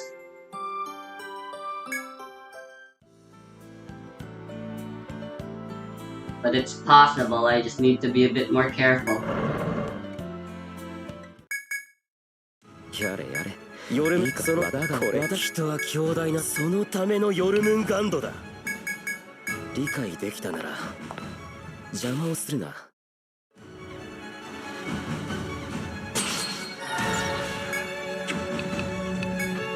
ーし。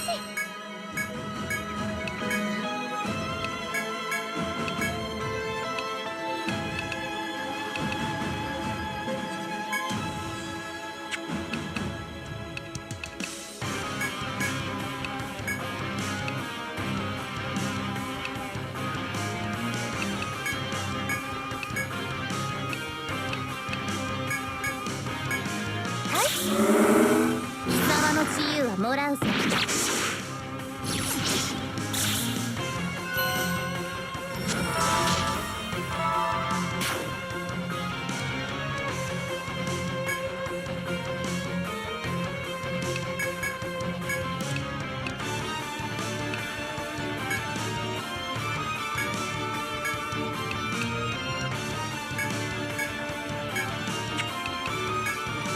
これが全力よ。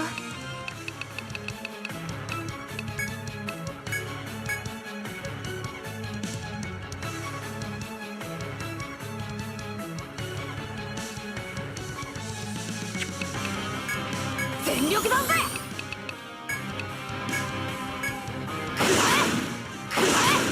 令和風はい貴様の攻撃は見つどうだ。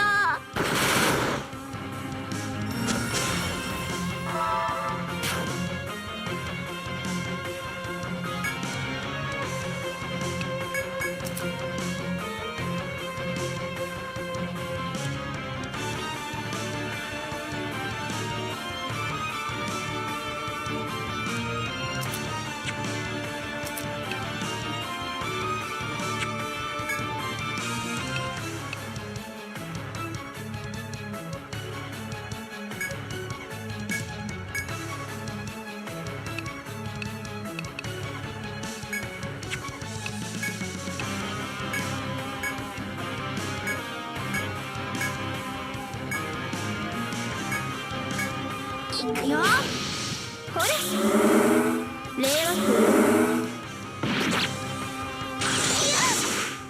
終わりこっちだこっちだ。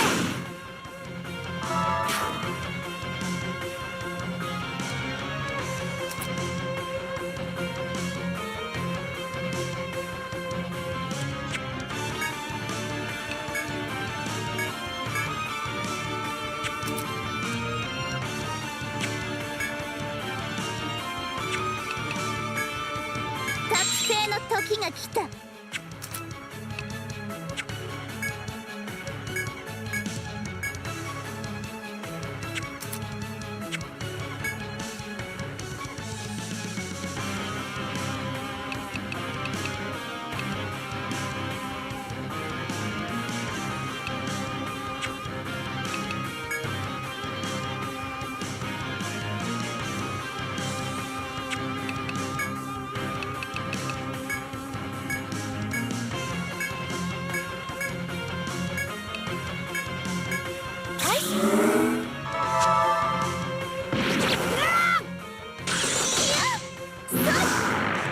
とどめよ。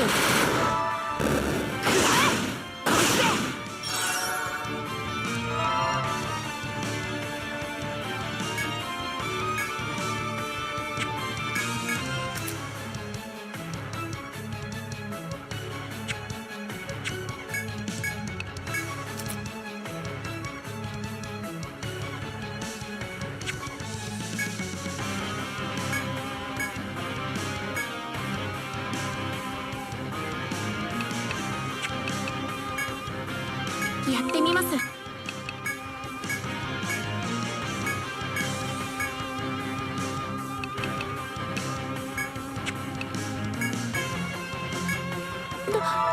丈夫ですか。危ない。終わり。効かない。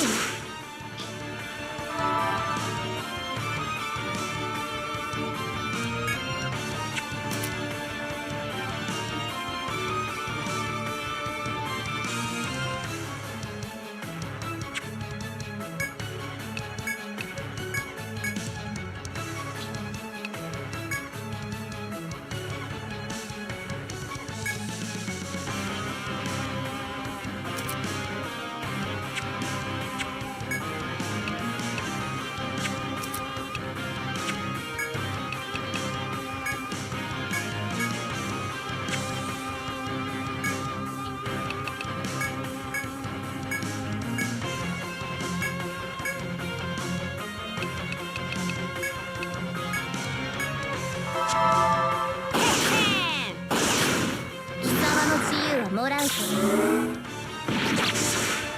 終わり。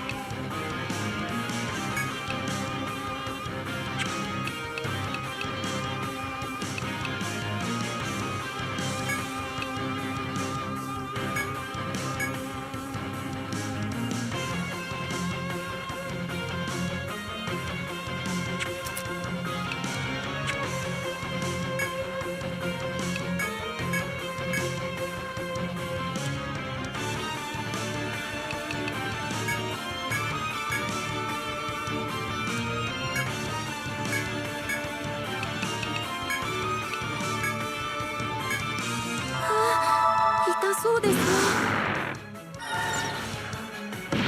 外れね。しまった。消えて。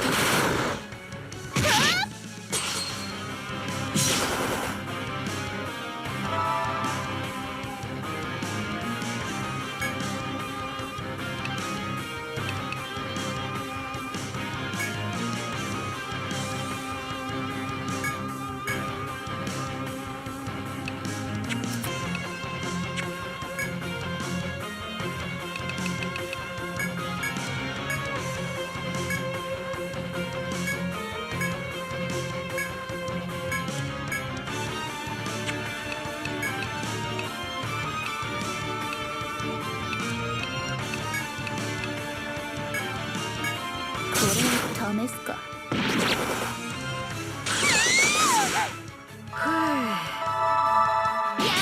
とどめよ。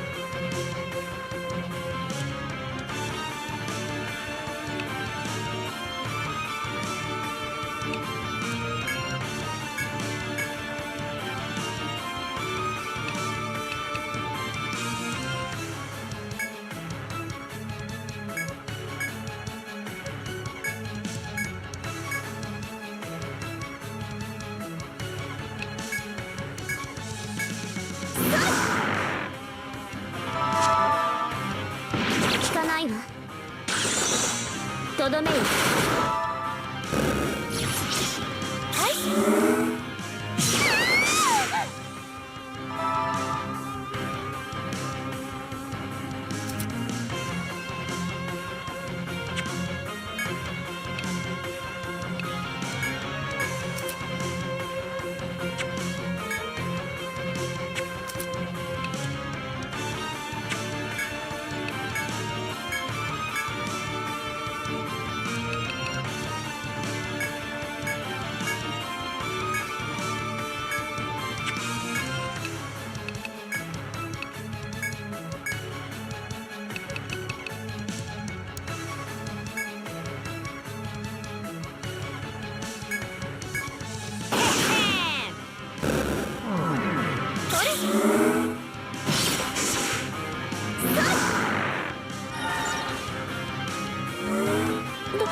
大丈夫ですか？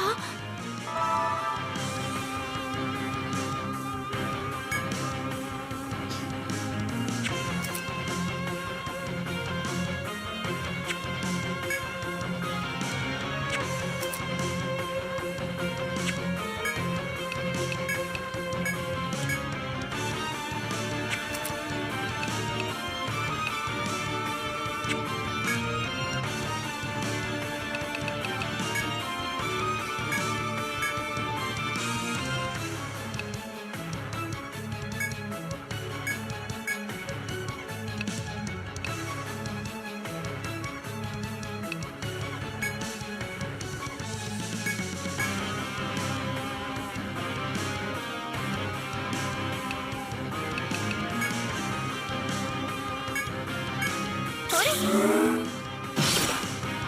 れるな、我が技よ。とどめよ。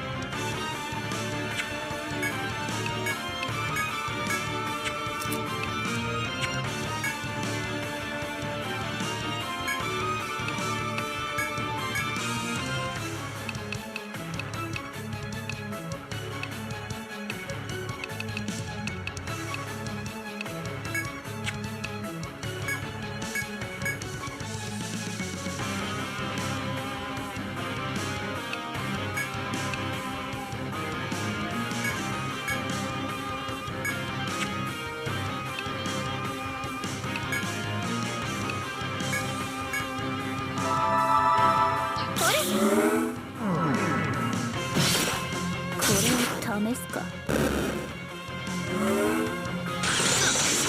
何なの？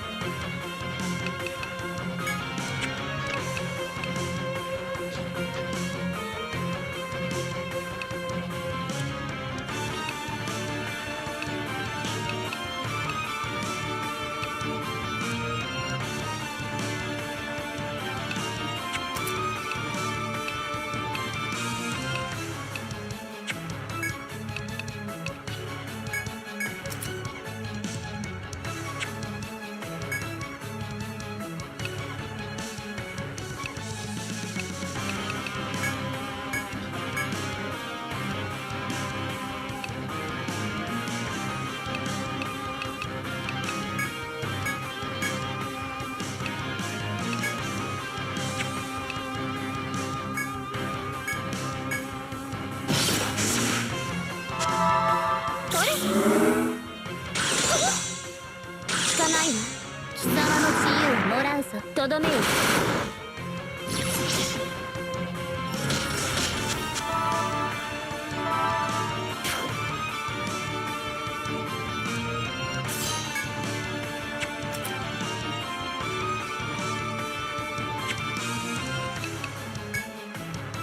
ーし。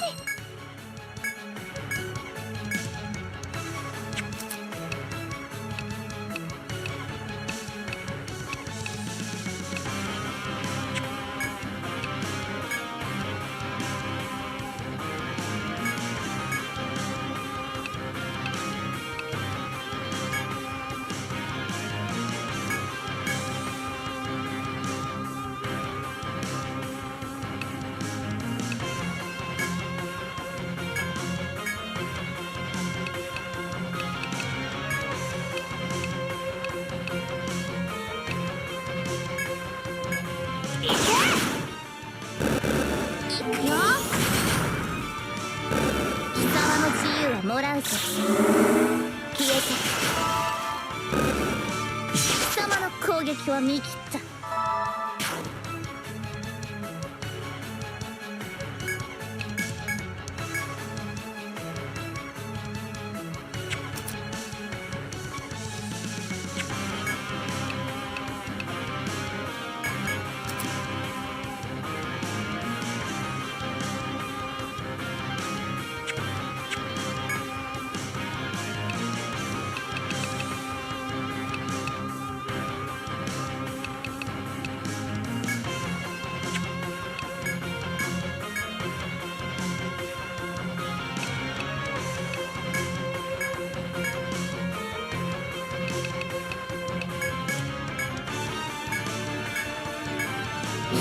自由はもらうぞ。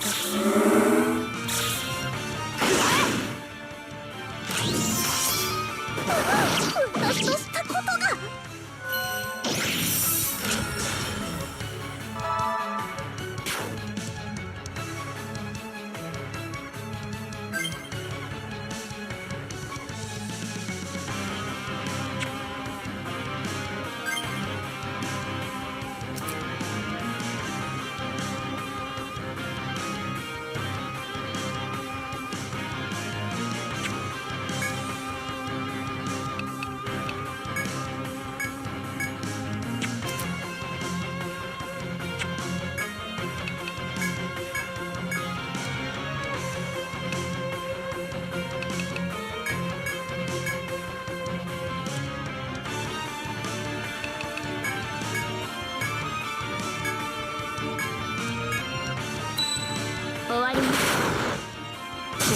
試すか無駄だよ。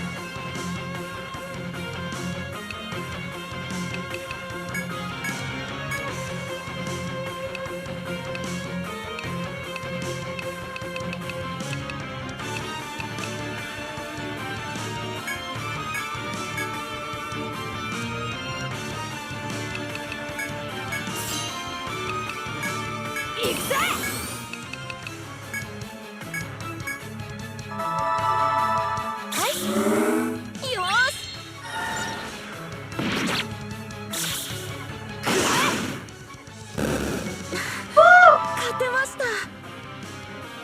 Eat shit!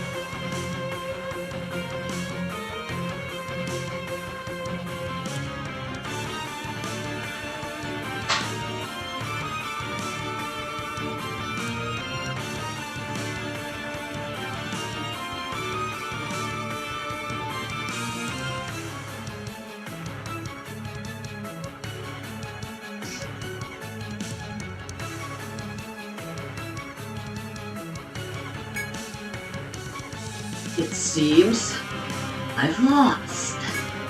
But the result is the same. Go, Persephone!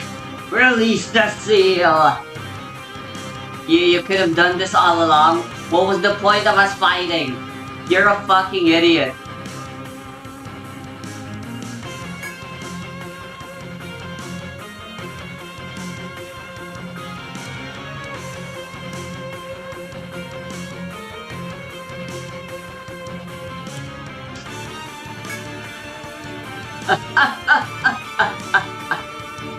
Jormungandr will rise once again! Checking recording real quick. Fear and peace will be brought onto the world! Not so fast, Sonic. Oh, there you guys are.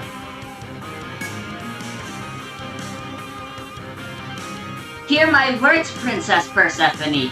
I refuse to believe you're the type of person who would obey someone like him. You've never met each other. Her coming to save Persephone would mean a lot more if that happened, but no, Blood entered way too early for them to have a moment together. For Persephone and then Rika to have a bit of a clash. That just never happens.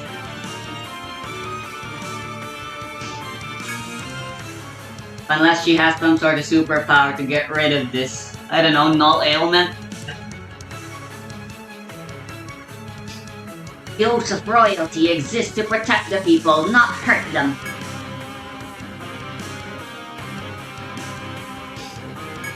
You guys could have helped. She's right, Your Highness. You showed me compassion and support. acknowledge the feelings of a newcomer like me.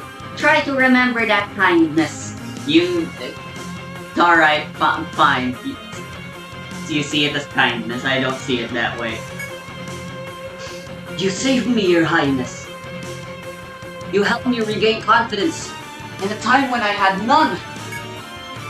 You're a sympathetic and caring leader.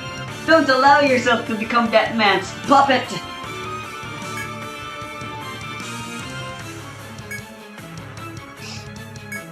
Alright, who knew it would be this easy?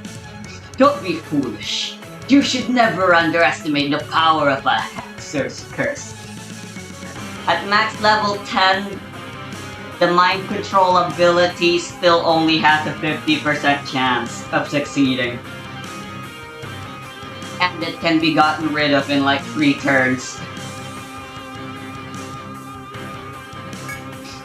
Go, Persephone! You needn't heed the words of these vermin.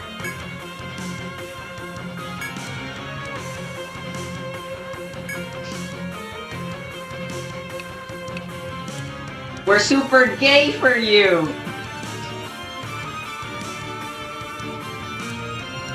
That's probably what Yuri said. I'm not voice acting that.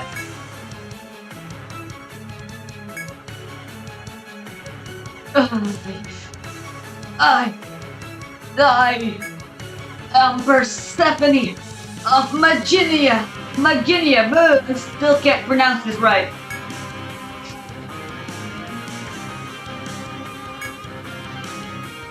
Bakana! She broke through the spell? No!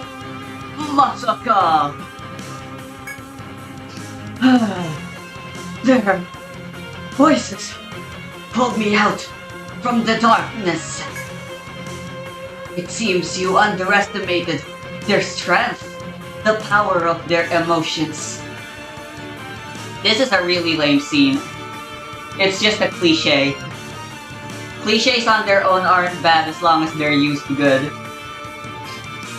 Were we to see more Persephone as a character and everyone else interact with her in a more meaningful way, this would be more impactful. Right now though, it's just a cliche. I want to get that off my chest because I don't want people to think that clichés on their own are bad and that I think that clichés on their own are simply bad. They aren't. ...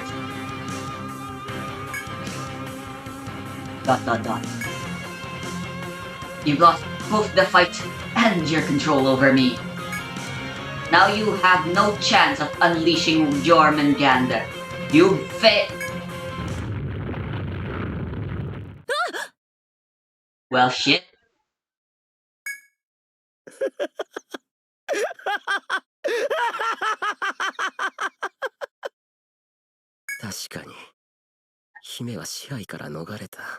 I just realized Blot has the same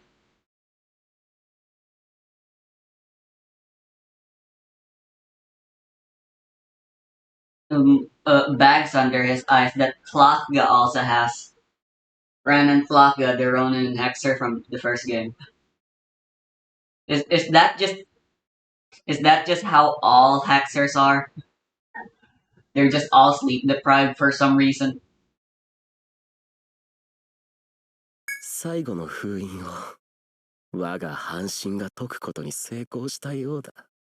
You're what?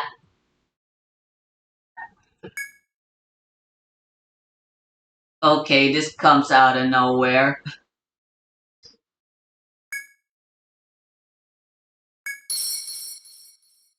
What? Okay. There's 2 of them! That's my best Squidward impression. We're twins! We acted as one to execute this plan. Look here.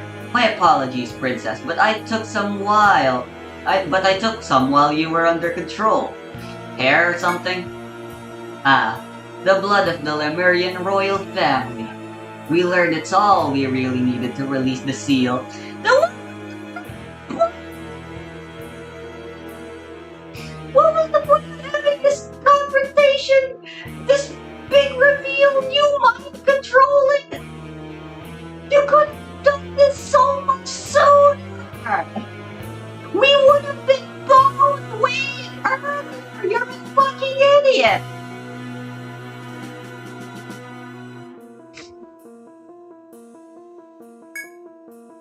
Thanks to your generous donation, our plan has finally come to fruition.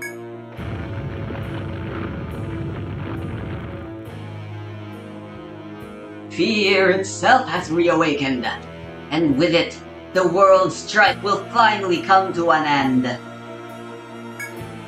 Violence and destruction will give rise to everlasting harmony. No, this is wrong. I'll stop you, no matter what it takes. Try all you want. Jormungandr has reawakened. Our plan has been realized. Now watch if humanity forgoes its selfish nature and enters a new era of peace. Oh, what fun. いや、 No, forget them. We need to stop Jormungandr. おー But how do we do that? Yeah, good question. ふん The same way we always do, most likely. Go to a dungeon. While I was under Blot's control, he spoke of Lemuria's past. I still don't get why there's a freaking accent on the O, but his name makes a lot of sense now, I guess. He's planning to blot the world in darkness. Get it? So funny. Plus, he also blots Persephone's mind. So funny. Is that actually how you properly spell the word blot? Maybe. Of how Jormungandr came to be sealed. Yes, this is the perfect time to do some exposition. Long ago, Lemuria prospered greatly under Yggdrasil, but it also faced constant threats of invasion from nearby countries. In light of these threats, a weapon was created to annihilate any and all invading forces. Thus, in order to fully awaken Jormungandr, your presence was needed, Princess Enrica. You are an enemy of Maginia after all.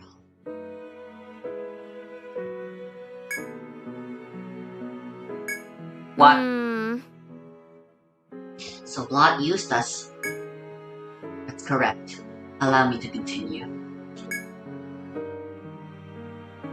Through Yggdrasil's graces and Jormungandr's protection, it seemed as though Lemuria was destined to prosper forever. But when outside nations ceased their advances, Jormungandr became restless, began yearning for an enemy.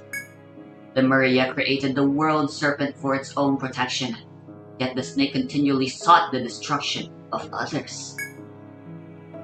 Jormungandr was born from Lemuria's pursuit of self-interest, and it turned out to be more destructive than anyone could have imagined. It mowed down thousands of soldiers with just one swipe of its tail, and its miasma killed 10 times that. Skilled swordsmen, master hunters, knowledgeable spellcasters, many have challenged it, and all have lost their lives. Filled with regret at the destruction they unleashed upon the world, the Lemurian royal family agreed to seal the monster away. Jormungandr will not harm those of Lemuria. Using that fact to her advantage, Princess Lemuria sacrificed herself and sealed the serpent deep underground. Of course, it was only a temporary solution. She must have done so hoping that someday brave souls from outside Lemuria would finally eliminate the beast, once and for all. However, we've betrayed those hopes. We may not have known, but we yearn for their treasure and released Jormungandr's seal. At this rate, the world will fall into ruin once again. Only instead of science, it's a big old monster. Thus, I intend to rob Jormungandr of its freedom, just as the princess before me did those many years ago. Wait, you don't mean... I do. I will offer my life and seal that beast once again. The Lemurian royal family's blood flows within me after all. But your highness, you can't! This is my only chance to atone for both my sin of releasing it and the sins of my forefathers who created it. That's not your fault, and idiots of the past need not be concerned of people of the present. Yuri Guild, everyone, I thank you for all you've done until now. Tell Mueller I said to return you to your homes. Farewell. Well, goddammit.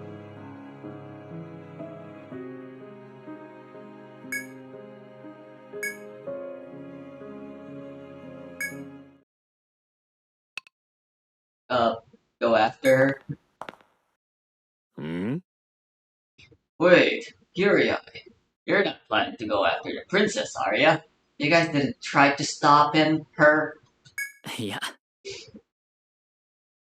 If what Her Highness said is true, then there's nothing we can do, even if we choose to follow her. We're also in no condition to do so. I don't think the princess would want that. She's sacrificing herself so that you, me, Karis, and everyone else can survive. Now's not the time to pursue her. We should head back to report to Mueller.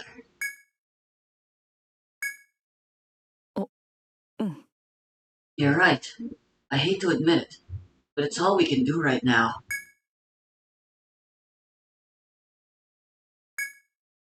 So that's Meginia's decision, hmm? Well then, we'll do what we must as well. See you, Yuri.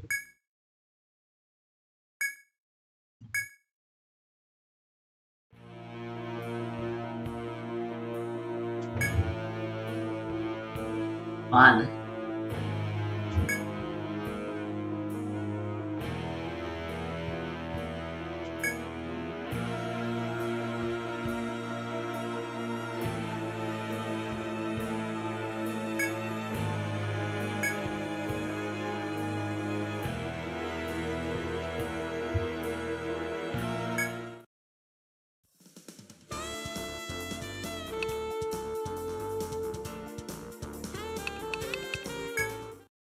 Minna, おかえり。朝までお休みだね。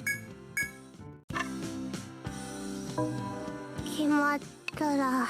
Alright, now we're going to the only other dungeon unique to this game, which is the final one.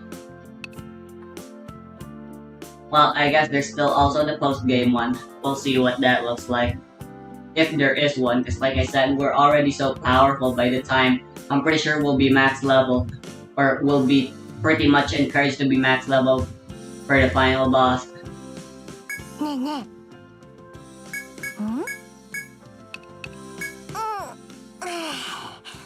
え。いっぱい眠ると元気になるな。来たか。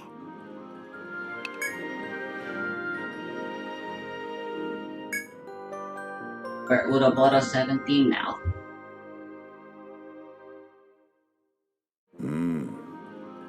Yuri Guild. I received word from the other adventurers. Is what they said about Her Highness true?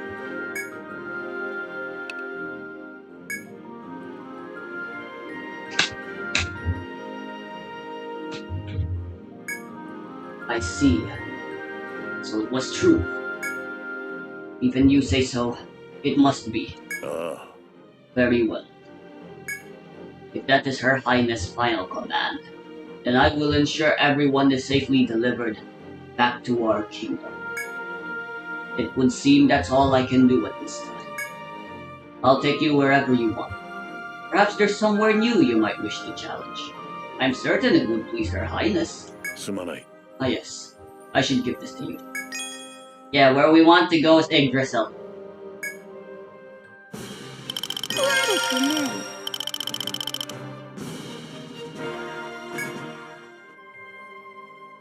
Well then, I'll begin making preparations. Come see me at the Explorers Guild when you're ready.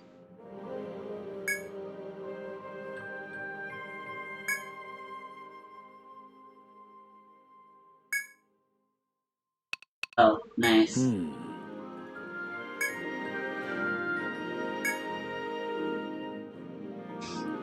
Why do I feel like I'm...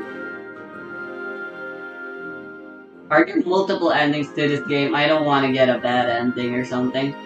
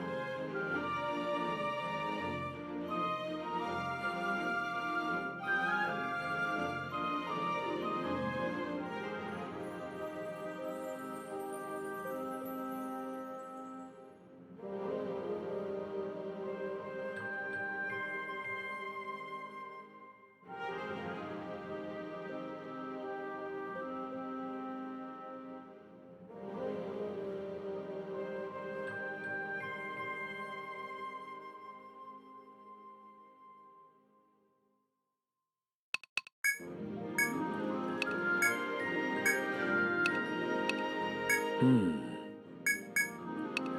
気をつけるんだよ。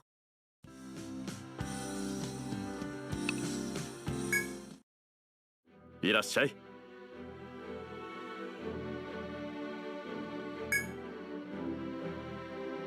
General Mulix, currently away on an urgent matter.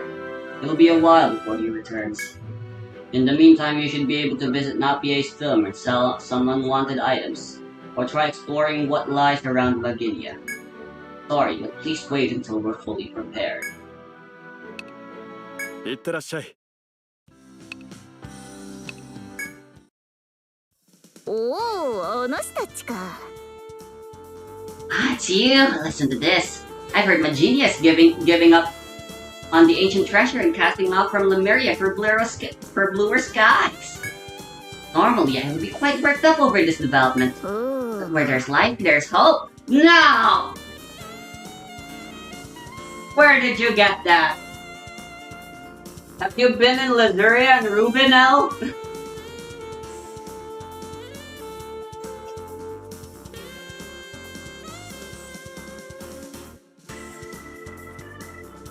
The days of ruin Advance Wars lands? As they say, if this is the final decision, there's nothing else that can be done.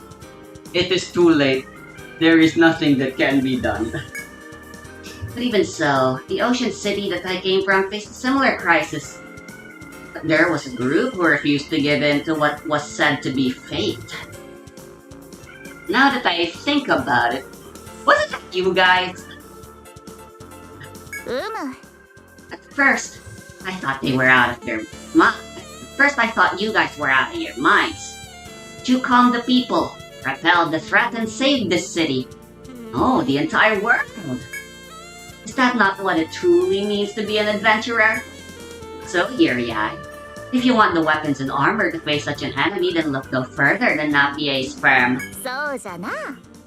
The only thing you'll need that we don't sell here is the courage to make a stand. Once you've got that, it's sure to all work out in your favor. Now listen to me. Babbling.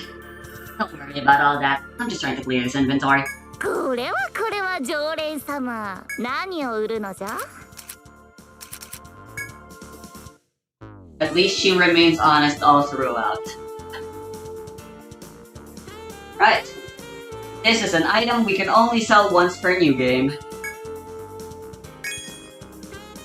新製品がラインナップ。何を売るの Gives us a hat. 何にするのじゃ?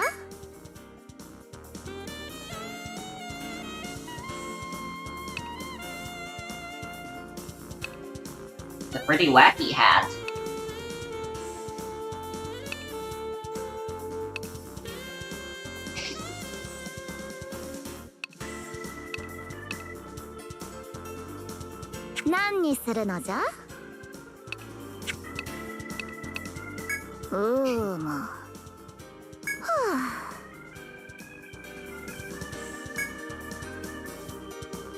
Mama. 「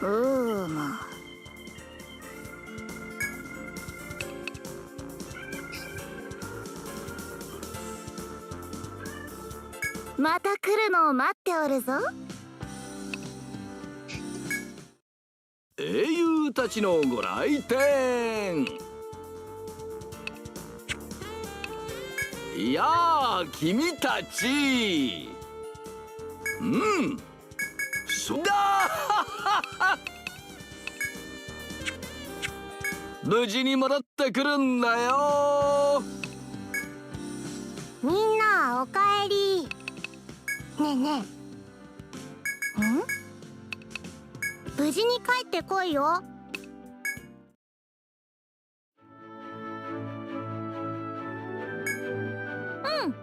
Yo. It's been a while. Area Guild. I told you I came from Atria, right?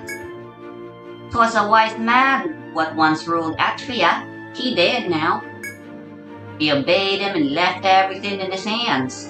We believed trust in him would help the city grow. That's why when he took the wrong path, we couldn't stop him. I feel like the princess ain't all that different. Maybe she mean well. そうだね。 But I can't help but think there'd be a better solution. And the only ones I trust to take care of it are you, Yuri. Plus, adventurers like you would save Atria. I think you'll do the same for Lemuria. Yeah, it was us. Hopefully we don't end up killing Persephone as well.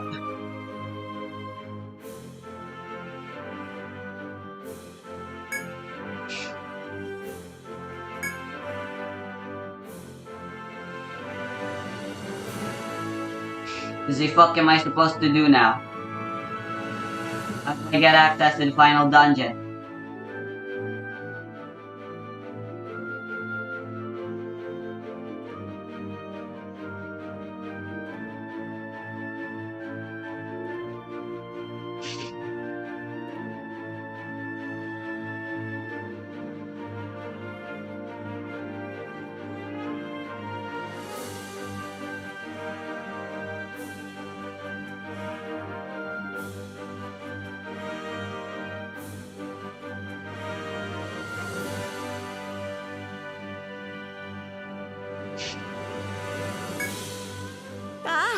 Hello, it's you.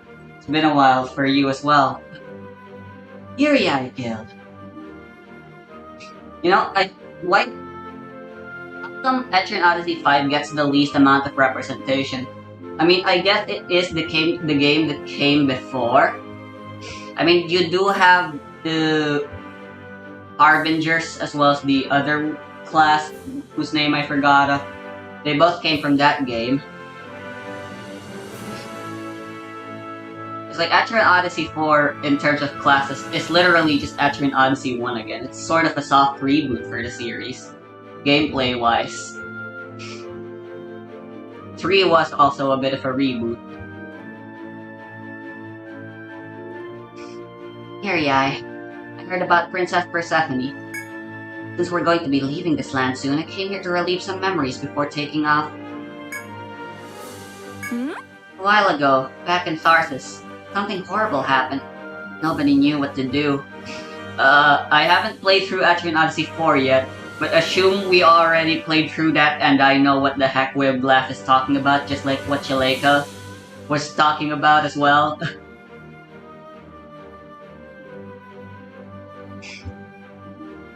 And Napier. See, at least one representative from every game is present in this game.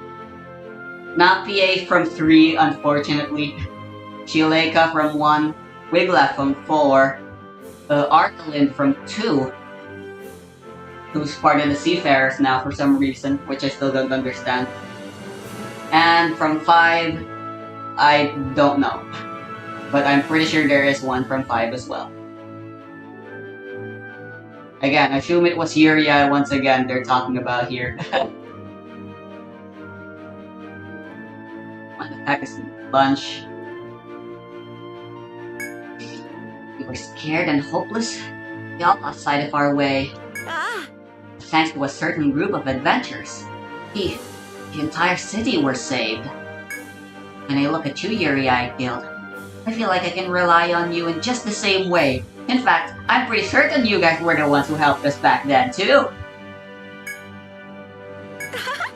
I probably didn't even need to say all that for you to be able to tell how grateful I am. Just the same way I think I can tell what you're thinking just by looking at you, Yuri. I'm going back to Maginia now. So you all do what you've got to do, alright?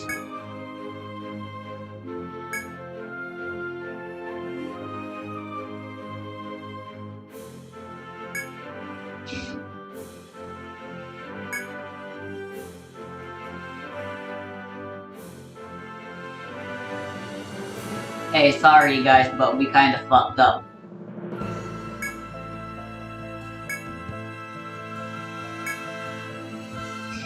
Oh man, kinda sucks that this is all the representation that this dungeon gets. It's kinda my favorite dungeon in the game, in the series. Although gameplay-wise, I'd say my favorite dungeon would be the final dungeon. The glass forest thing from 3 so far.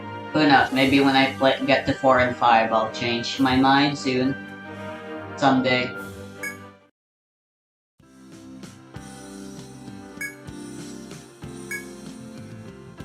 Oh, so it's true. Maginia does intend to leave. I heard about it from Princess Enrica. Maginia is leaving Lemuria. Princess Enrica hasn't given up just yet, however. She plans to stay here and find a way to save everyone, just like her ancestors did. What do you think, Yuri? Well, of course we're not gonna just leave. そうだね。 I knew it. Her Majesty said you would. Let's reconnect with the seafarers and find another solution before Maginia departs. Alright, now we can meet the seafarers. Is she not gonna talk about how she used to be from a land that had a dungeon as well and they were saved and stuff? Again, we did that.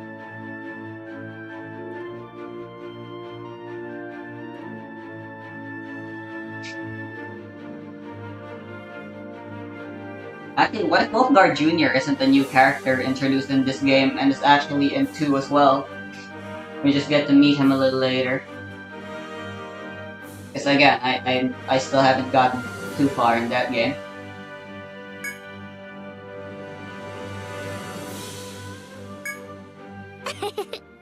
Yuri again! You're here! Don't worry, I already know.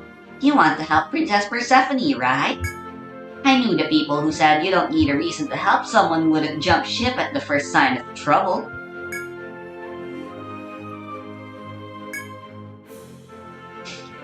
She told me a few stories about the past successes of adventurers in Hyligard. You guys, actually. More than a few of them, actually. She said that it was thanks to adventurers like you that the tragedy of the monsters in Yggdrasil finally came to an end. Of course, obviously, like I said, Etrian Odyssey doesn't make you a chosen one type hero. So when everyone's talking about other adventures, they really do mean it. Ren and Tlafga helped Atria in their own way. Plenty of guilds we get to meet along the way in 2, such as Ardalin's guild and Wolfgar's master, who used to run an all-animal team. And of course, 3 has the Robos, and the stupid-ass fucking all-farmer, the Pale Horse Guild, which I still consider to be the most badass group. And 4 and 5 most likely have their own fair share of great adventurers too. Plus there's new characters here who are also adventurers, and we've seen what most of them are pretty capable.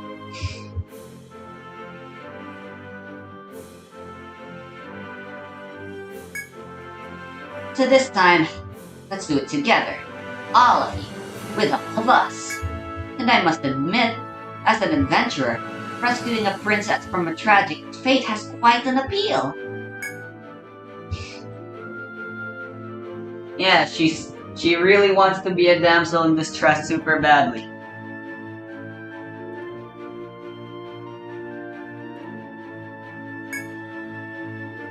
So, How do you plan on doing that? うーん We should probably figure that out first, though. ええ Actually, there is one possibility. Do you remember the Forest Folk? I want to learn more about Jormungandr. Maybe they can tell us something we don't know. That'll be your mission, Uriai Guild.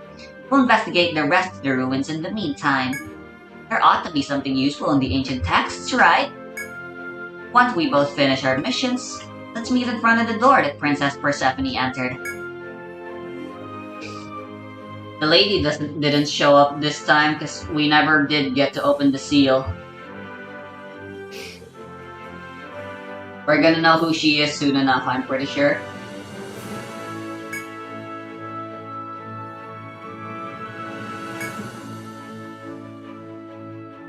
You know, I had this crack theory for a while. I'm gonna say it now before I get the chance to be proven wrong or correct.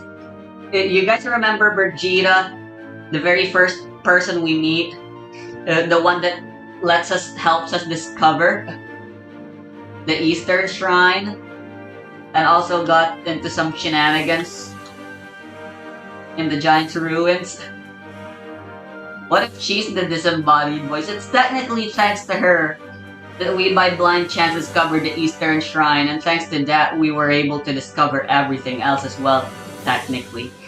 Although they have actually already discovered the lush woodlands by the time we were exploring the Eastern Ruins. Crack theory, if it's true, then yeah, Birgitta is pretty much the most important character for being the catalyst for everything. In more ways than one, potentially. Of course it's bullshit and I hope it's wrong.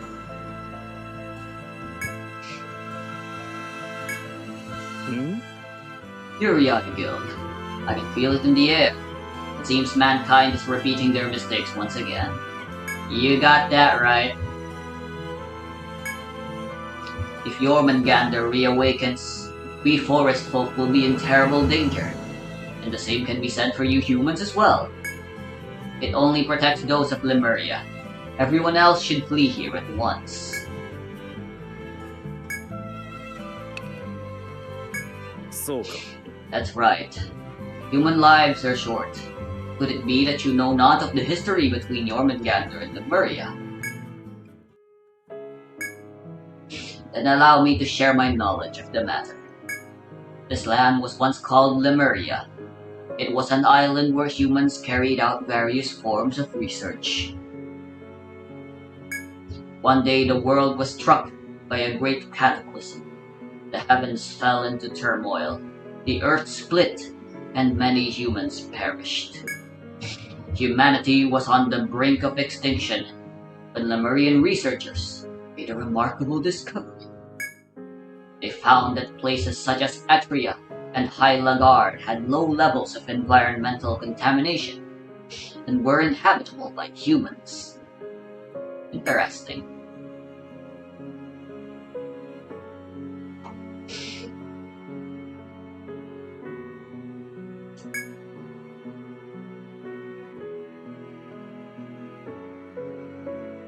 Oh.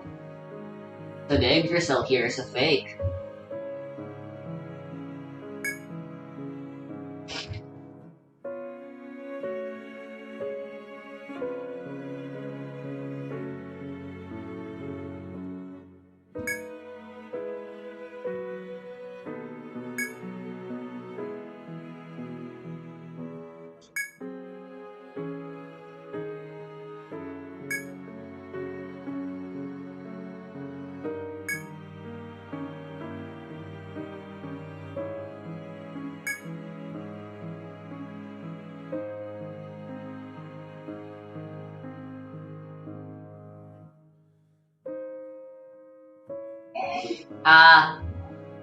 Okay pa.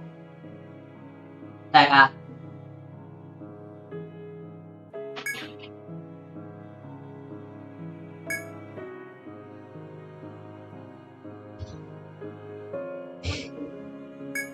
How did you do that? It's the story of making a nuclear bomb in a nutshell all over again.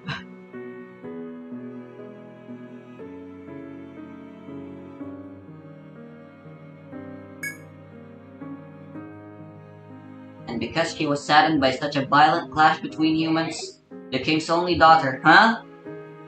Ah. Okay.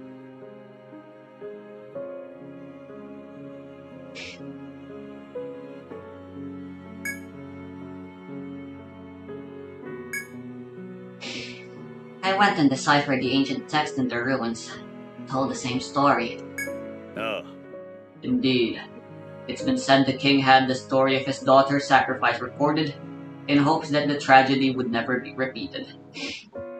Little did they know, people of the future would soon become illiterate and learn an entirely new language. How sad. But that it's still happening again.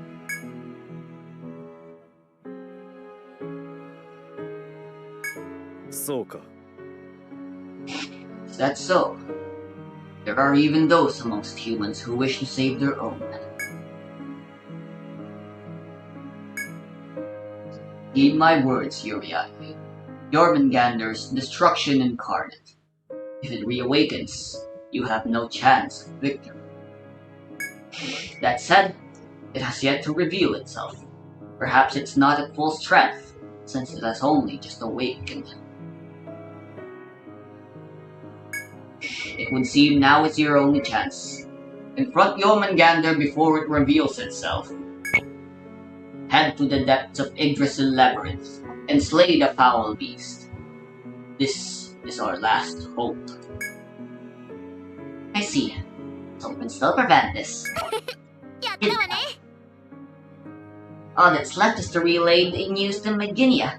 Let's go save the princess together.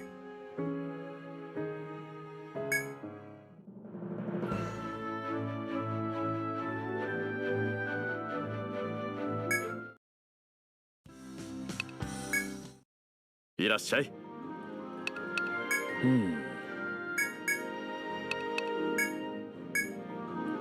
いってらっしゃい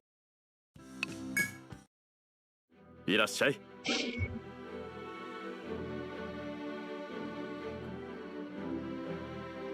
General Mueller's on the bridge.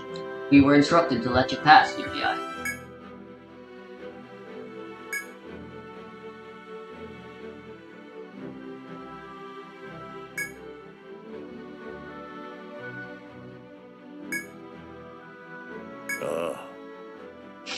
It's you, Uriai. I was just remembering something from long ago. When Her Highness was still young, I was given order by His Majesty to serve the royal family as their aide-de-camp. I still remember the moment when I met Her Highness. She was young, but even back then she was just as strong-willed as she is today. Since then, I've watched over her through thick and thin. I may be speaking out of line, but I've always taught myself as her own brother. And now my sister is attempting to cast her life aside. As her brother, it's only natural for me to want to save her. How I wish I could cast all responsibilities aside and run to Her Highness's aid. But I also understand that in her absence, I can't exactly disappear from Meginia either. This is all I can do. Now, Uriai Guild, are you ready to go? No, there's something we gotta tell you. Very well. Come back when you're ready. No. Oi. What are you saying, Uriai? It's far too late for such talk.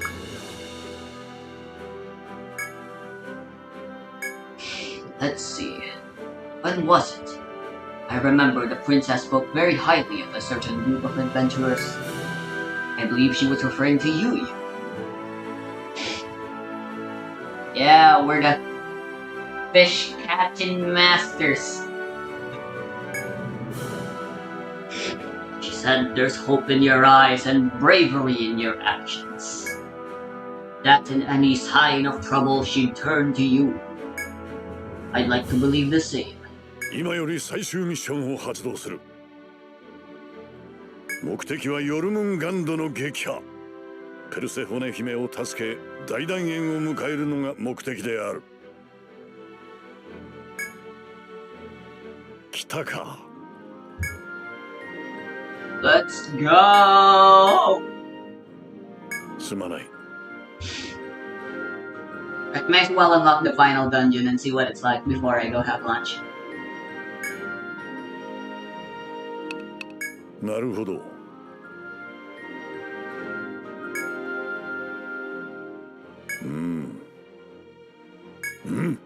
頼むぞ。他には頼んだぞ。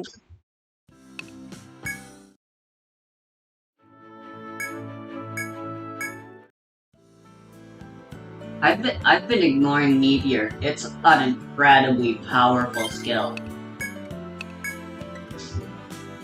And it made me remember that Horoscope is a skill that Chosra has. I didn't need to waste any freaking shit on Moa.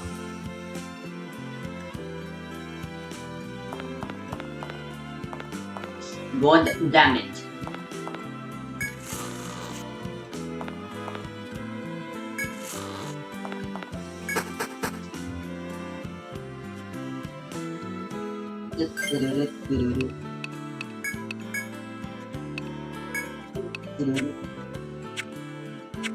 I can put the knife later.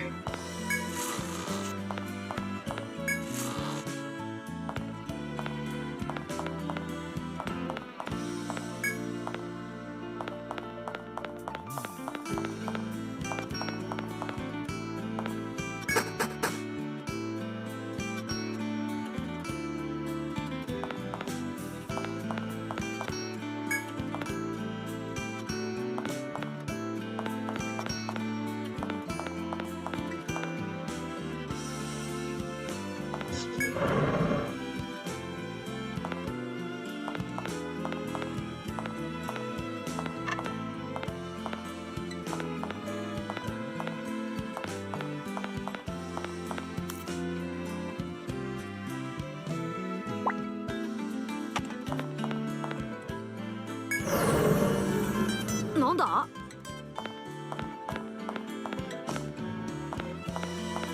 我を呼ぶ声がする。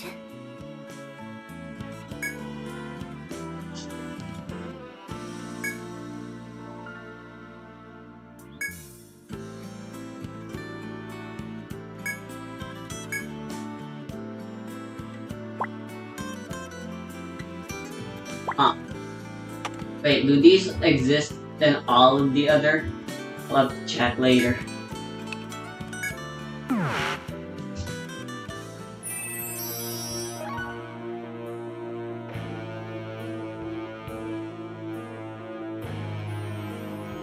The World Tree, Yggdrasil Labyrinth. A fake one.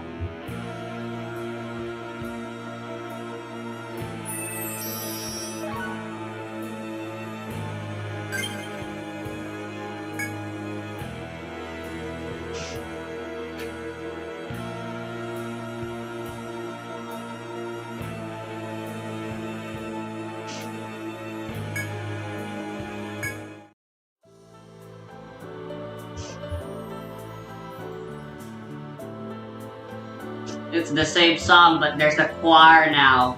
God damn it.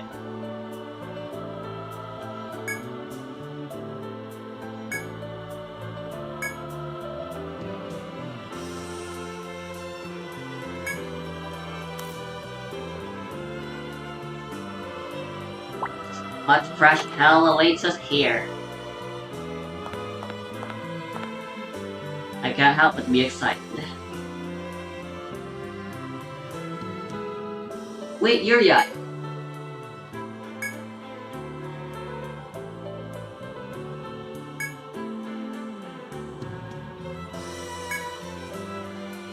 Commander Mueller has ordered that we assist you, Uriai.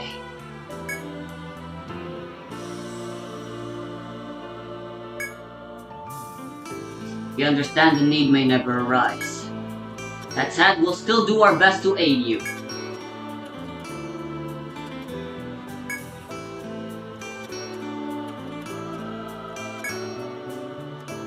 Epic. Right, I'm gonna go have dinner now. Or lunch. いらっしゃい。素晴らしい。気をつけるんだよ。 This is the whole world we're trying to save now, though. どれにすっか決まったかな。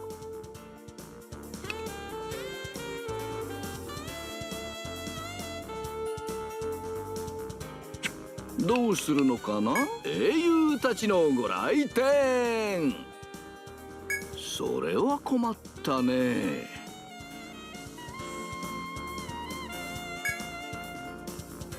そうそう。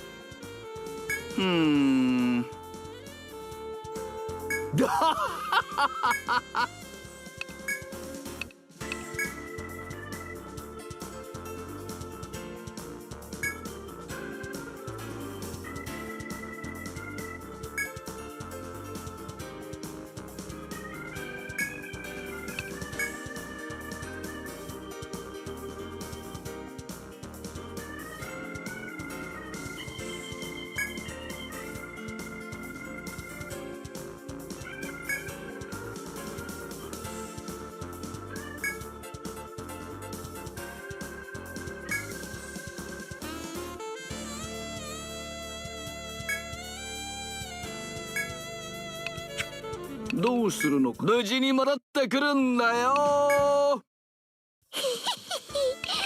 今日も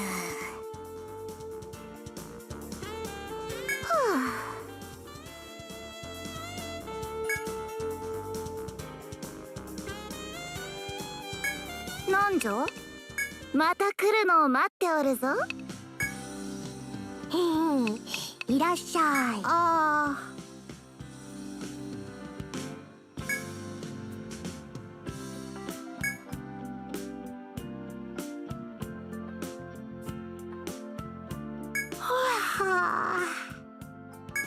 何 Cool. She hasn't changed. なんだよ。 May as well max out our level as well. I'll do that later. Like I said, dinner. I'm hungry.